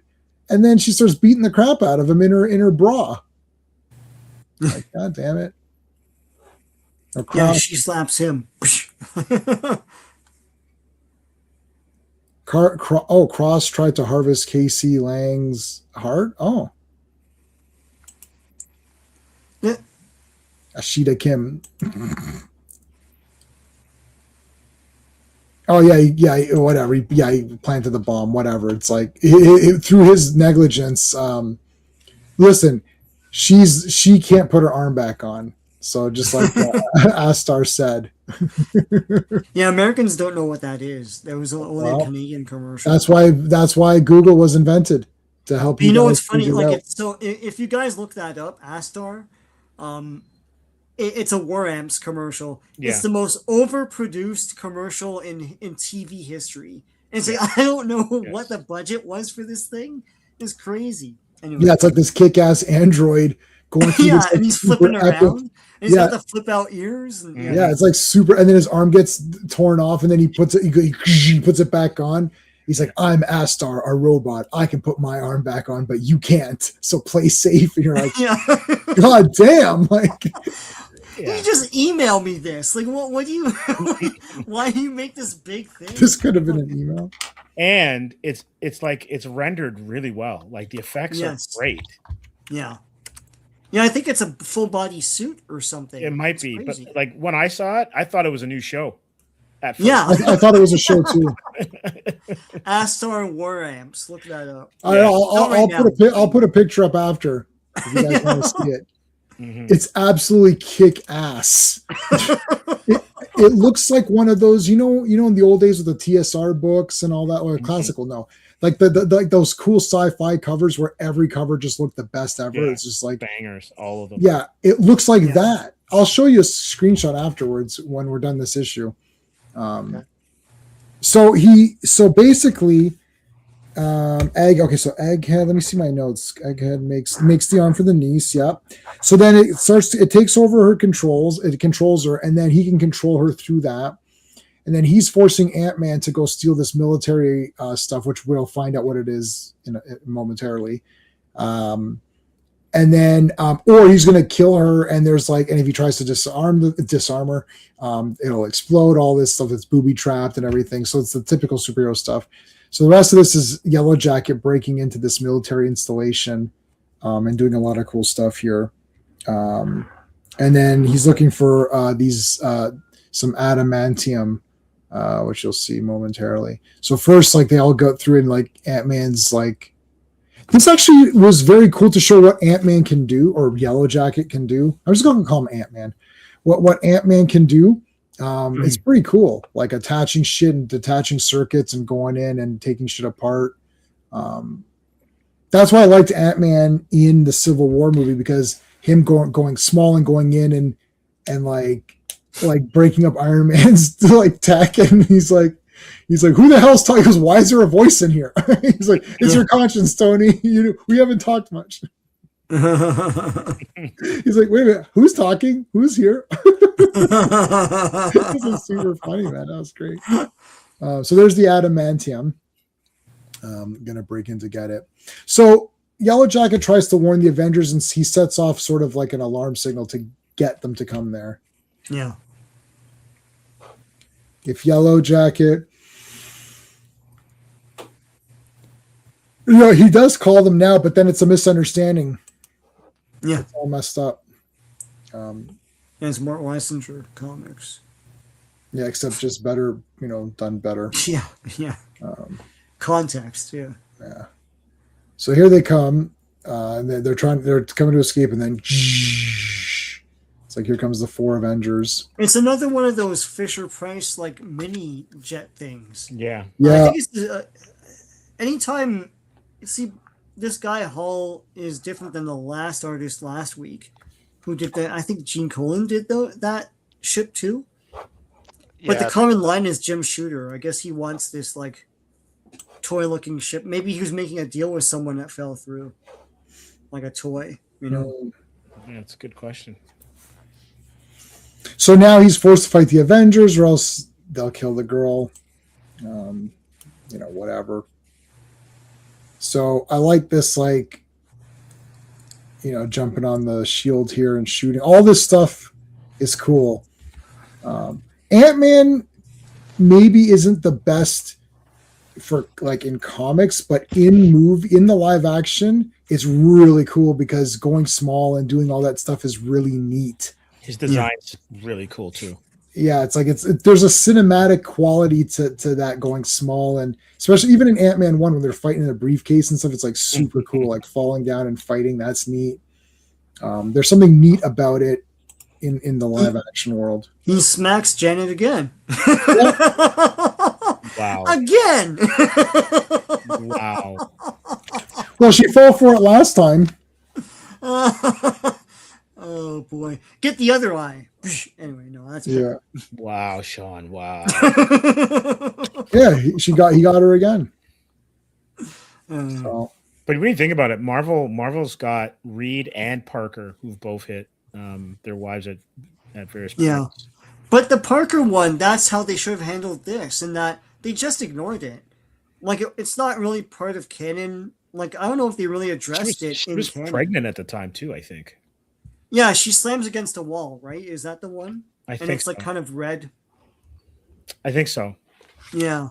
It was in the 90s, no? Yeah, it was definitely in the 90s where they're trying to be edgy and it was just like But the thing about that, they just ignored it and that was it. And the fandom moved on because they're like, well, he would never do that, so this just doesn't exist. And that was it. No, like, trying to address it in canon, all this crap, and ruining the characters more, It's better to just not even bother with it, just be like, oh yeah, and then just forget it, and then that because like every time, address it in the letters page and say, you know what, we messed up. It doesn't exist anymore. It's done. Kind of like they did when they had the dude change ethnicity between when. Say, look, we messed up, and then move on. Well, it became part of Ant-Man's character now, and that's And the funny thing is that before the Ant-Man movie had come out, and before when the Ant-Man movie, when the Ant-Man movie came out, I'd read nothing. When that movie came out, Sean and I, in preparation for the movie, we coincidentally covered the first appearance of Scott Lang we said let's do the first appearance of Scott Lang because that'll tie into the movie. So we did the that was in podcast days, not YouTube. So we did the podcast on it. And that was the first Ant-Man comic I read. And I thought, oh, this is pretty cool. So then I went and when that movie came out, I bought the Tales of Suspense. I started Tales of Suspense with Hulk and Namor. I actually have the physical copies. So when Namor first appeared in Tales of Suspense, from that point on, I have every Tales of Suspense and almost all of Namor's comic after that. So Ant-Man was gone by then. So I went and bought the whatever Ant-Man movie deal, 50% or whatever it was on Comixology. Then I started reading Ant-Man. I thought, this is kind of neat. So I was actually reading quite a lot from the beginnings because I liked that movie so much. But the only thing I knew, whatever date that movie is that Hank slapped. And I was like, it's just he's an asshole. Because in West Coast, in West Coast Avengers, he's just normal. Yeah. Right. Like the West Coast, because I was collecting West Coast Avengers, but he's just a normal guy. So to me, he's just scientist guy. In my head canon, in my memory, is that he slapped her and then they kicked him out and then he was never a hero again. That's literally what I thought. Mm-hmm. So if I thought it, then the general public thought even less. Right. Yeah. Like he's the star of the Saban Avengers cartoon. Like they tried to move ahead with him, but that's the thing with a story like that. It just always dogged him. Mm-hmm. It's like that's what most people know about him. It's like before Iron Man, most people knew that he was a drunk at one point in the yes. Comics. And when they announced the movie, I saw several headlines online and also in the news, like entertainment and stuff. Calling him the alcoholic superhero. And it's like, that's all anyone knew. Right. So, like, I know that these writers are trying to put some sort of edge or chip on their shoulder, but the thing is, they kind of ruined the characters doing that. They didn't know that back then. They don't have, like, hindsight and say, 20 years from now, people will just know this and nothing else, Yeah, it's one comic, 1 month. Right? Yeah, it's just one comic 1 month. Okay, he slapped her. Okay, so he feels bad, and then that's it. But but they also, because they didn't ignore it, they made it all, and then now part of the story. And then now there's this, so they're making it look even worse, and then he just doesn't recover because this character is not strong enough on his own merits to recover from bad writing. Just like Captain Marvel, Ms. Marvel, she was not strong enough to recover. Iron Man still did recover. Because I think unless you're the most normie of normies, you either didn't know Iron Man. If you were a normie, you either didn't know Iron Man or knew he was an alcoholic. But then one step above that, most people are like, no, that's just one thing. Like, it wasn't, but I don't think like. It's also like their vices were presented in a different light. Like Tony's was further vulnerability. Right. And how do you get through it? Like they made like Carol's an alcoholic as well too, right? Like Carol Danvers is an alcoholic too, but that doesn't come up as much in like the zeitgeist in like popular discourse. But with Hank, the reprehensible action, and then almost like with Miss Marvel and the Kang storyline, it's like they fumbled any sort of retribution or recovery, right, for the character, and then it just stays bad for a long time. Yeah, and then Rogue takes her power, so she's gone. So it's like that character's dead. It's over. Like and he gets banished from being a hero. Right. And I get it. You want to have the full breadth of characters and their highs and their lows, and then seeing them come back from stuff. And also in some cases, a case of forgiveness. In this case, with domestic abuse, but it just they fumbled it. I don't think they knew how to handle it properly. Well, yeah. Other than the Skrull thing, nothing explains his general attitude. Like he made that speech against Cap, and it's like, yeah, but that's a choice and decision, not really a circumstance. So this guy's an asshole. That's the character now. Oh no, he's a Skrull. I'm never going to believe that. How come Jan got off with burning the toast? No one ever goes back to her. Yeah. You burnt the toast, woman. Boom. It's like it's not that hard. You set the thing and press it. So I didn't read that when you guys were doing it, and I can't remember. That wasn't it, was it? No. That wasn't it, J-Man. Thank God. Thanks, God. Thanks, God. You totally saved me, because I was like, there's no way that was the impetus. Oh, maybe Sean, were you not here when Manliness said that? He goes, yeah, but she burnt the toast. I was like, that's true, she did. I can't remember. Probably. That was today. Okay, yeah. Maybe you stepped away, but no, Manliness, like, she burnt the toast. I was like, exactly. So that's what happens when you burn someone's toast. It's you sit down to a nice breakfast, you're looking forward to your toast, and it's burnt. It's like, yeah, no. What happens is he has his back to her, and then when he turns around, he slaps her. No, they're supposed to be. They're having a meeting. And she's taking forever picking her outfits. So then he burns one of the. She's like, "Oh, should I wear this costume or this costume?" When he burns, like he literally zaps. That's the opening. Yeah, that's the. That's true. Yeah. Yeah, and then and he goes there now. Now you have. Now you have one choice. Yeah. Now you have one choice. Yeah, complete asshole. Yeah, it doesn't even make a whole lot of sense, because for a while, he had almost been kind of like reluctant to be an Avenger. Right. And he had left the team a couple of times before, basically saying, I'm more comfortable in the lab, or I'd rather just work in the lab or whatever. And then in that issue, suddenly he's like desperate to be an Avenger again. Yeah. Yeah. They brought him back to ruin him. Yeah. Because the lab, basically he's not doing anything worthwhile in the lab or something. But I don't know. And then he's like pissed at her because of that. But it's Shooter's interpretation. That's the thing. Like, that happens when Shooter takes over writing. So, and before that, as you're saying, Classic, he had different priorities. Yeah. So, again, I think we have to bear in mind, because we'd like to think that, when they're doing these issues, they're like always like thinking of crafting the best story they can do, and stuff like that. But 99% of the time, they're basically just trying to get this thing done and get it published on time. Yeah, right. It's like when you're in high school or college and you're doing a term paper or something. Do you really do the best job on that term paper? No, you just get it done at the last minute and get it in so it's not late. Right. Yeah, and in some courses you care more than others, so some will be better, right? Like, yeah. You're like, okay, like this issue ended up being really good because for whatever reason I was really excited to do this story or whatever, right? Yeah. Anyway, so he's beating them all up because the girl's gonna get killed. And there's now there you go. The double axe handle and then what's his name slapped him. Oh my God! Right in the kisser. Right in the kisser. Yeah. the pie hole or whatever they call it. So Right. they're slapping him around like, oh my god. Jeez. Yeah, like killer whale. Yeah, pint-sized Hank is getting slapped around. Interesting. Yeah.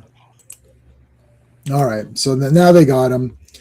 And he's like, no, Egghead made me do it. This thing was booby trapped. It's going to kill her. And they're like, I don't see any booby traps.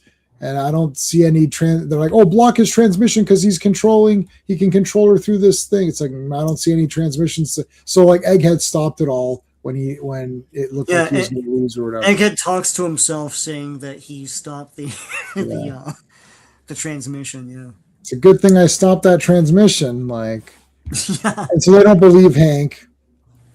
And then now he's in jail. So he comes quietly with them. Come quietly or there'll be trouble.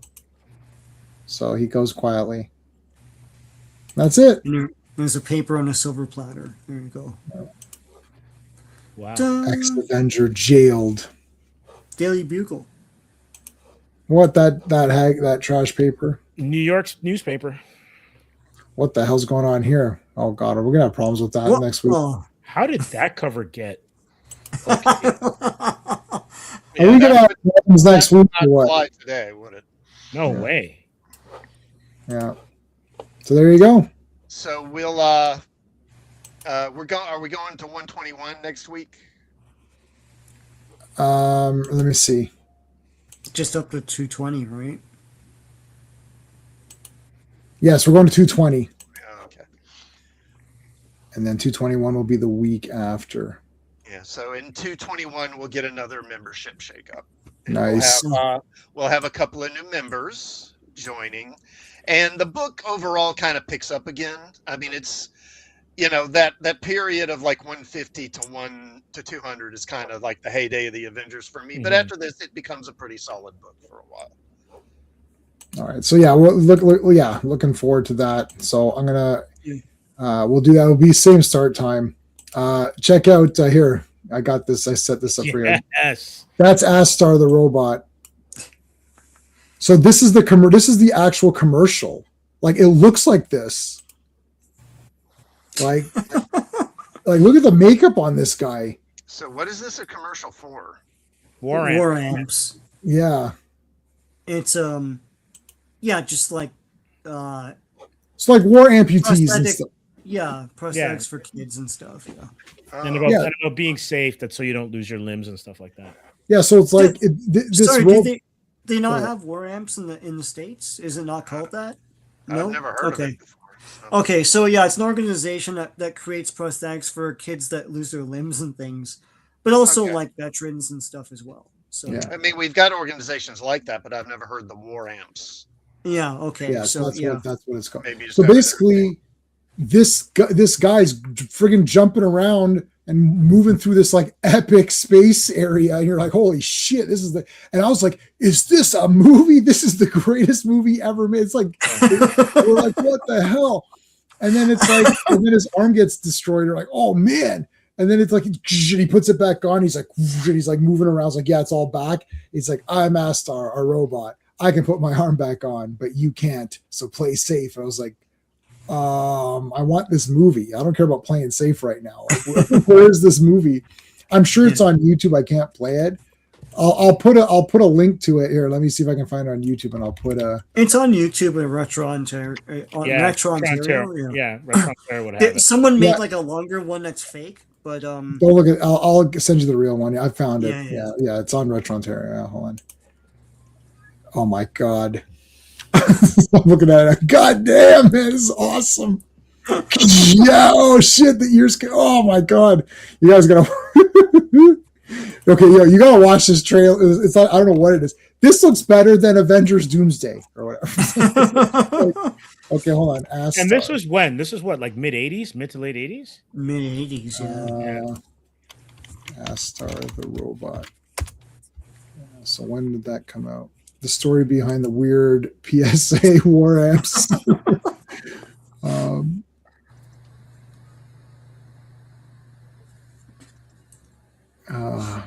I don't know when the year was. Oh, you guys got, so there it is. The link's in the chat there for you guys to check out. It's pretty badass. And then someone like, what is this? Like, I gotta get like a shirt of this or something. I wonder if there's a t-shirt. I bet you there's a t-shirt. Astar. Let me see. I'm gonna make my own thing for this. No, Astar, the robot. Nobody made a shirt of this? That's shocking. Yeah. That's very shocking. Huh. I feel like that's like definitely a shirt guy or whatever. Astar is when you eat when you eat too much Taco Bell. I do like Taco Bell. Did I show you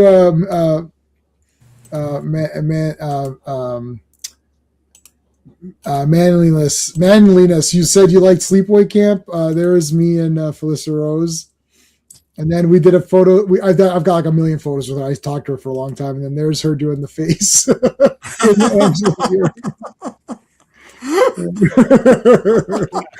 That's for you, manliness. I like that she's into it. Oh, yeah. She is super into it. Yeah, I know. I wanted to look at the Molecule Man. This was 1984. That's when it first debuted. Wow, it looks insane for 84. But yeah, it's nuts. Yeah. Oh yeah, so here he is. Yeah, okay. This is the one. This is the one I remember. Yeah. Yes, this is it. He doesn't look that. Does he have this? He must have the face, right? Yeah, he does have the face. He has like the lines on his face.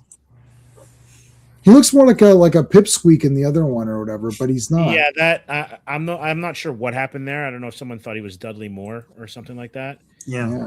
But he doesn't look that way normally. Oh, that's a custom. Yeah.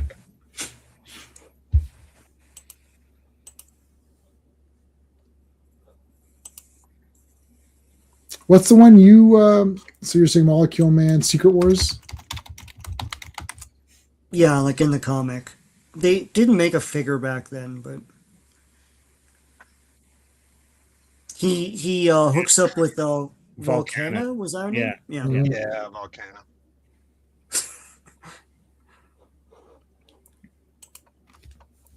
Try Shirt Punch. Okay, I'll check Shirt Punch. Gave you nightmares as a kid? I don't know. I saw it when I was young. I thought it was hilarious. I was completely stunned at the. Have you seen Sleepaway Camp, Steve? No. Okay, so you don't know. Okay, hold on a second. Do not chat. Don't say anything. Don't say shit for just a second here. I'll watch it after we're done. Okay, hold on. Classic comics. You've seen Sleepaway Camp, right? Yeah, I think I did, but it's been a long time. Okay, so hold on a second. So Steve doesn't know the significance of that face.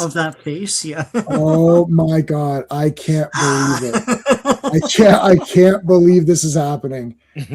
You are going to be absolutely check the year of it first. Hold on a second. Sleepaway Camp is 1983. So in 1983, however old we are, we didn't see it in 1983. I was 12, I guess. Yeah, so I was okay. So I didn't see it at that point. Nightmare Fuel. So I didn't see it. So, and I'm watching this with my cousin, and she's like 3 or 4 years, like 4 or 5 years old, younger than me. So she's like 7 or something. We're watching this movie, and this ending came up, and I was like, what in the hell is happening right now? I couldn't understand what was happening. I was like, we need to rewind this. What is happening here? It was absolutely Havoc. Who are you talking to right now? This isn't like, I own them all and on Blu-ray. No, don't spoil shit. I'm gonna listen. You don't, guys. Give Steve this one. Give Steve this one for a second. So we're sitting here. We're like, what happened? I was like, okay, no, we need to rewind this because like, what is that bad, eh? No. Sleepaway Camp's awesome, but Sleepaway Camp Part 2 and 3 are masterpieces. But Part 1 is a serious movie. It was a serious. It's a serious movie. It's a serious movie. It's a slasher. It's a serious movie. There's like a and then Sleepaway Camp Part 2 and 3 are just Sleepaway Camp Part 2. There must be like 50 victims, like not on screen, but like everybody. You put in Sleepaway Camp Part 2, every person you see dies. Like I think there's literally one, because they're gonna pan. There's like a ton. Mm-hmm. And you're going to be like, yeah, they're all dead. Like, it's crazy. Yeah. Part 1 has James Earl Jones's dad. Yeah, James Earl Jones's father. Yeah, he was an actor too. Yeah. Yeah. Okay, so it's a short movie. You need to watch that and message me immediately. Like, this is unbelievable. This is like, you've seen Planet of the Apes, right? Sure. Yeah, okay. This is the horror movie Planet. Like everyone, it's like everyone knows this ending. There's people that just know this without. It's like, oh, is that the one with this? Right? Because there's another movie called Pieces, which I will tell you the ending of. The only other movie where I had to rewind was Pieces, because throughout the movie, this guy and I yeah. I have to do this. Okay. There's this movie called Pieces, so you can tell what it is. So the guy's going around and cutting up women and assembling the perfect woman, like it's Frankenstein. Yeah. So you're like, okay, so he's assembling. At the end, it comes to life and like grabs his balls and like rips them off, and that's the end of the movie. And I was like, wait, what happened there? I was like, this thing is alive. Like, at no point in time was there ever any hint that this was actually going to be alive at the end. Right. It's alive for 1 second at the end, and the movie's over. You're like, what the shit? So I had to rewind him. I was like, wait a minute, did I miss something here? And someone I had this on VHS. I was like, what? That was a head scratcher. Like, but it's like a realistically low budget horror movie. Like, why? What? There's actual science at the end. Like, it doesn't make any sense. Like, it just is like Stepfather. Yeah, Stepfather. I like Stepfather too. I don't own Stepfather 1. I haven't seen that in a long time. But no, dude, Sleepaway Camp. So the fate. Even with us building this up, you're still gonna be like, what the hell? There's no predicting it. Because it's out of nowhere. You're just gonna. It's cray, huh?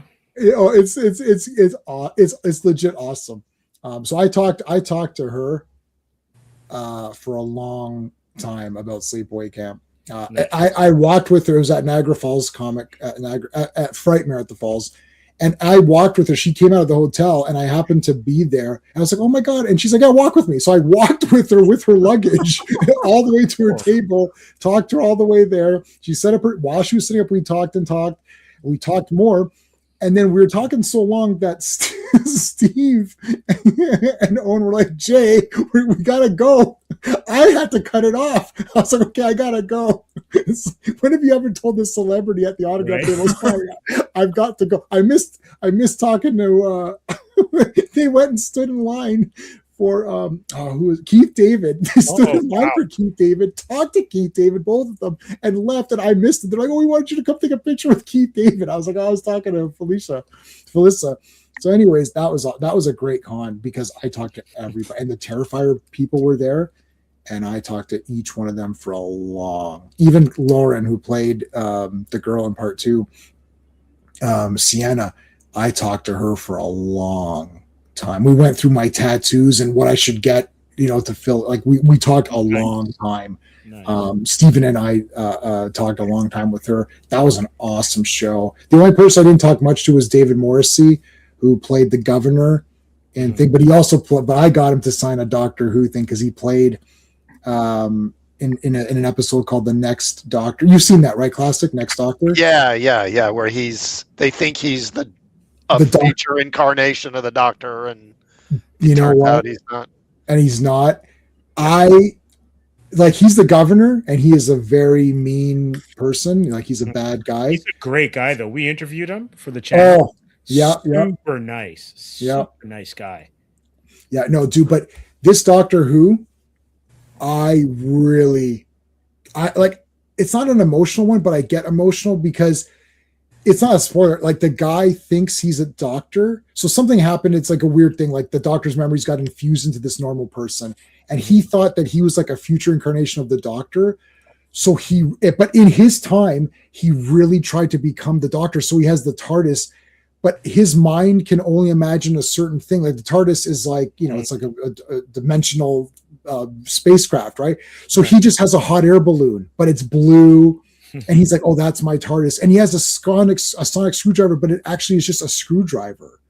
And so he tries to and he goes, well, the doctor always has a companion. So and he remembers Rose as a companion. So he gets a woman whose name is Rosita, and he's with her. So, and he's really trying to be the doctor and save people and help people just based on these false memories that aren't his, based because the Cybermen he got one of the Cybermen technology. They have these things where they've got these info rods or whatever, and it went on him and he thought he was a doctor. And it's so sad because he really thinks he is the doctor, and then it finds out he's not. Yes. And he had lost his family or something like that. That it? He had lost his family, and so he basically kind of took on this other life, I think, kind of to cope with the grief or something like that. Wasn't that it? Yeah. So like he was in like he had lost his son, everyone died, and it's like his wife died and his son was taken, and like he just had to deal with it. And then this thing happened, and he just like kind of fell into this, and he really thought he was the doctor. It was fucking awesome. Yeah, it's a good episode. And at the very end, he says this awesome thing where he's like, I know this man, the doctor. He has saved this place 1,000 times over, and not once has he ever been thanked. But today he will be like, thank you, sir. And like, yeah, it's so good. This is a Christmas episode.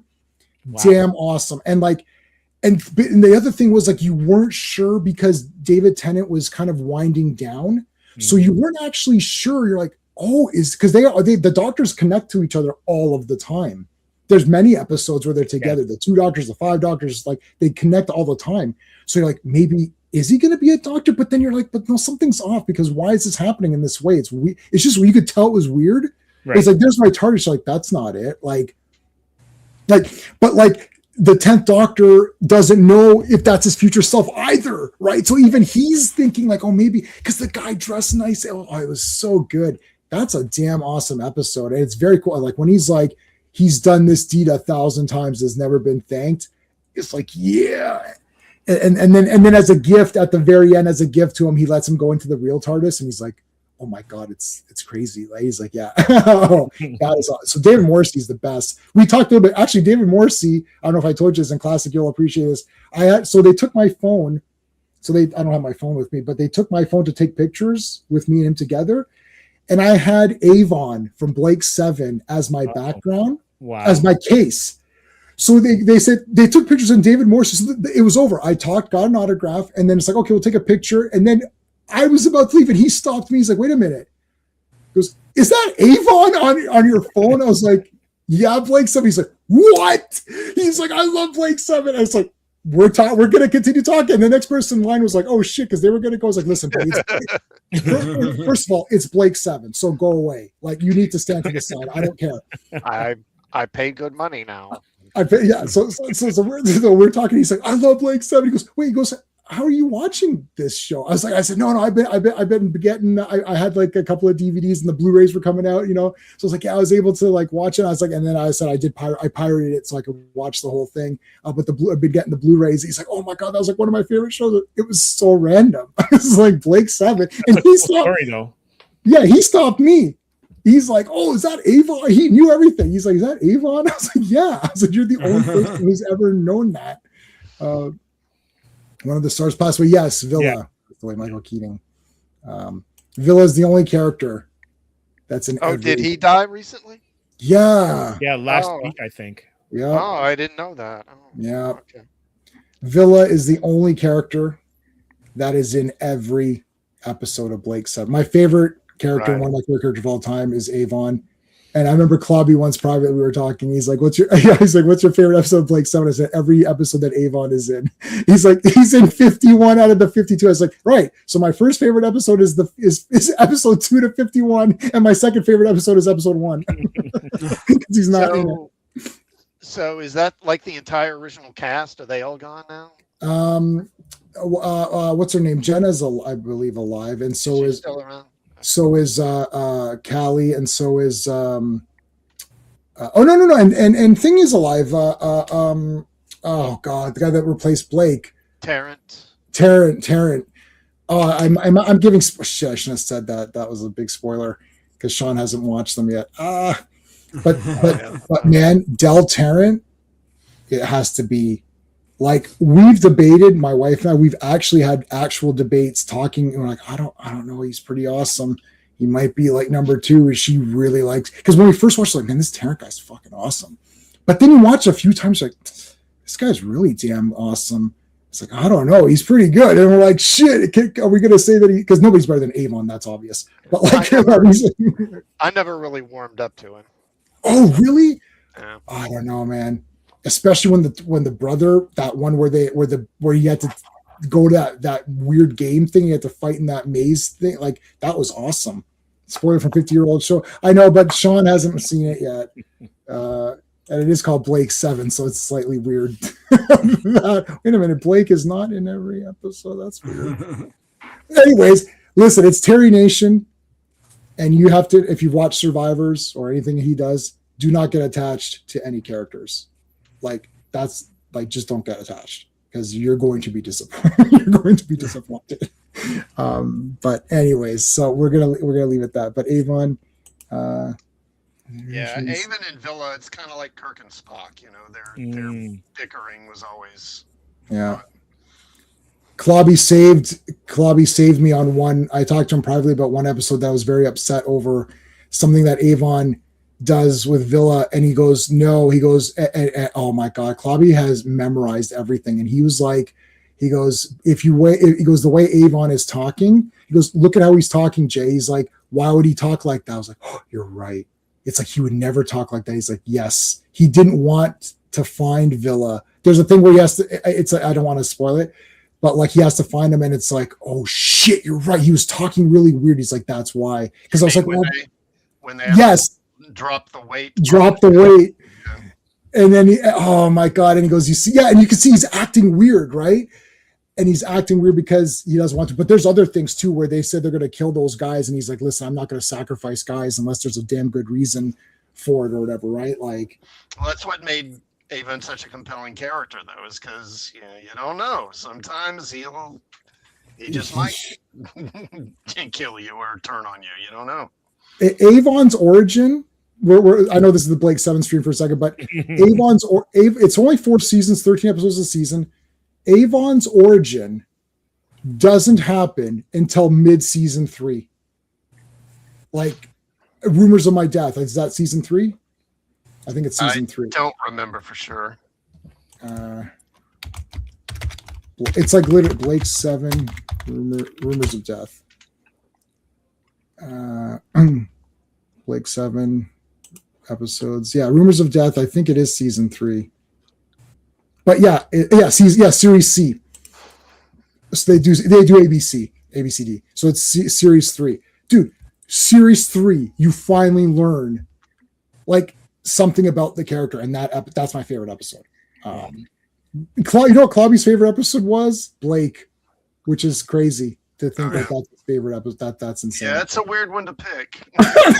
Goddamn, he goes, call me crazy. I was like, it's Blake? I was like, he's like, that's my favorite. I'm like, okay. He saw that first. Clobby saw Blake first. That was the first episode he ever saw. Oh, really? Oh, wow, that's weird. That's crazy weird. Mm-hmm. That's like I saw Friday 13 Part 5 first. I mean, I'm sure that. I mean, it's Clobby, so I'm sure it wasn't. But I'm wondering if he wasn't like mixing up the one where they find that other guy. No. It's the one it's the one where you're like, oh, holy shit! It's that one. That's his favorite episode. Huh.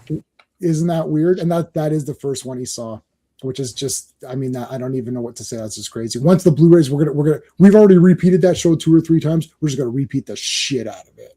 Like that's my top 3 favorite. The top 3 best shows, Doctor Who, all of it except for the shitty ones at the end. Star Trek, the real Star Trek, all 735 episodes minus the ending of Enterprise, which is the worst thing ever. And Blake 7, that's your top 3 shows. You could arrange them in different spots, but if those aren't your top 3 shows, then you don't know what you're talking about. It's like those are your top 3 shows. You can change the order. I'm not saying the order is stuck. If that's not your top 3 favorite shows, you need to reevaluate your shows. You could throw in like Downton Abbey because that's in there too. For me, I like Sherlock Holmes, Jeremy Brett. I like Wonder Woman, so Batman 66. Those can, that after the top 3 or 4, you can kind of have your own order, but those are the real top 3. Sprinkle them any way you want, right? yeah. I'm giving you the ability to change the order of them, but those are your top 3. You can say Star Trek's first. I know some people want to say Star Trek. But that's fine. All right, that's it. We talked a lot. Thanks, guys, for being here. Next week's going to be fun. Tomorrow's Dollman versus. It's 20 minutes of footage wrapped around 1 hour of recaps. I couldn't believe it. I was like, how are we going to review this? I'm giving it 0 out of 10. Like there's no movie. I gave Dollman 8.5 out of 10. That's a great movie with Tim Thomerson. It's very cool. Dollman versus Demonic Toys. I mean, that's just like Charles Band needs a paycheck or whatever. There's nothing happens. Anyways. All right, guys. We'll see you tomorrow. Thanks, Classic. Thanks, Steve. Thanks, Sean. All see right. you guys. Bye. Later, guys. Hey friends, you've just been listening to J-Man, and he is the smartest person who ever lived. So make sure you like and subscribe.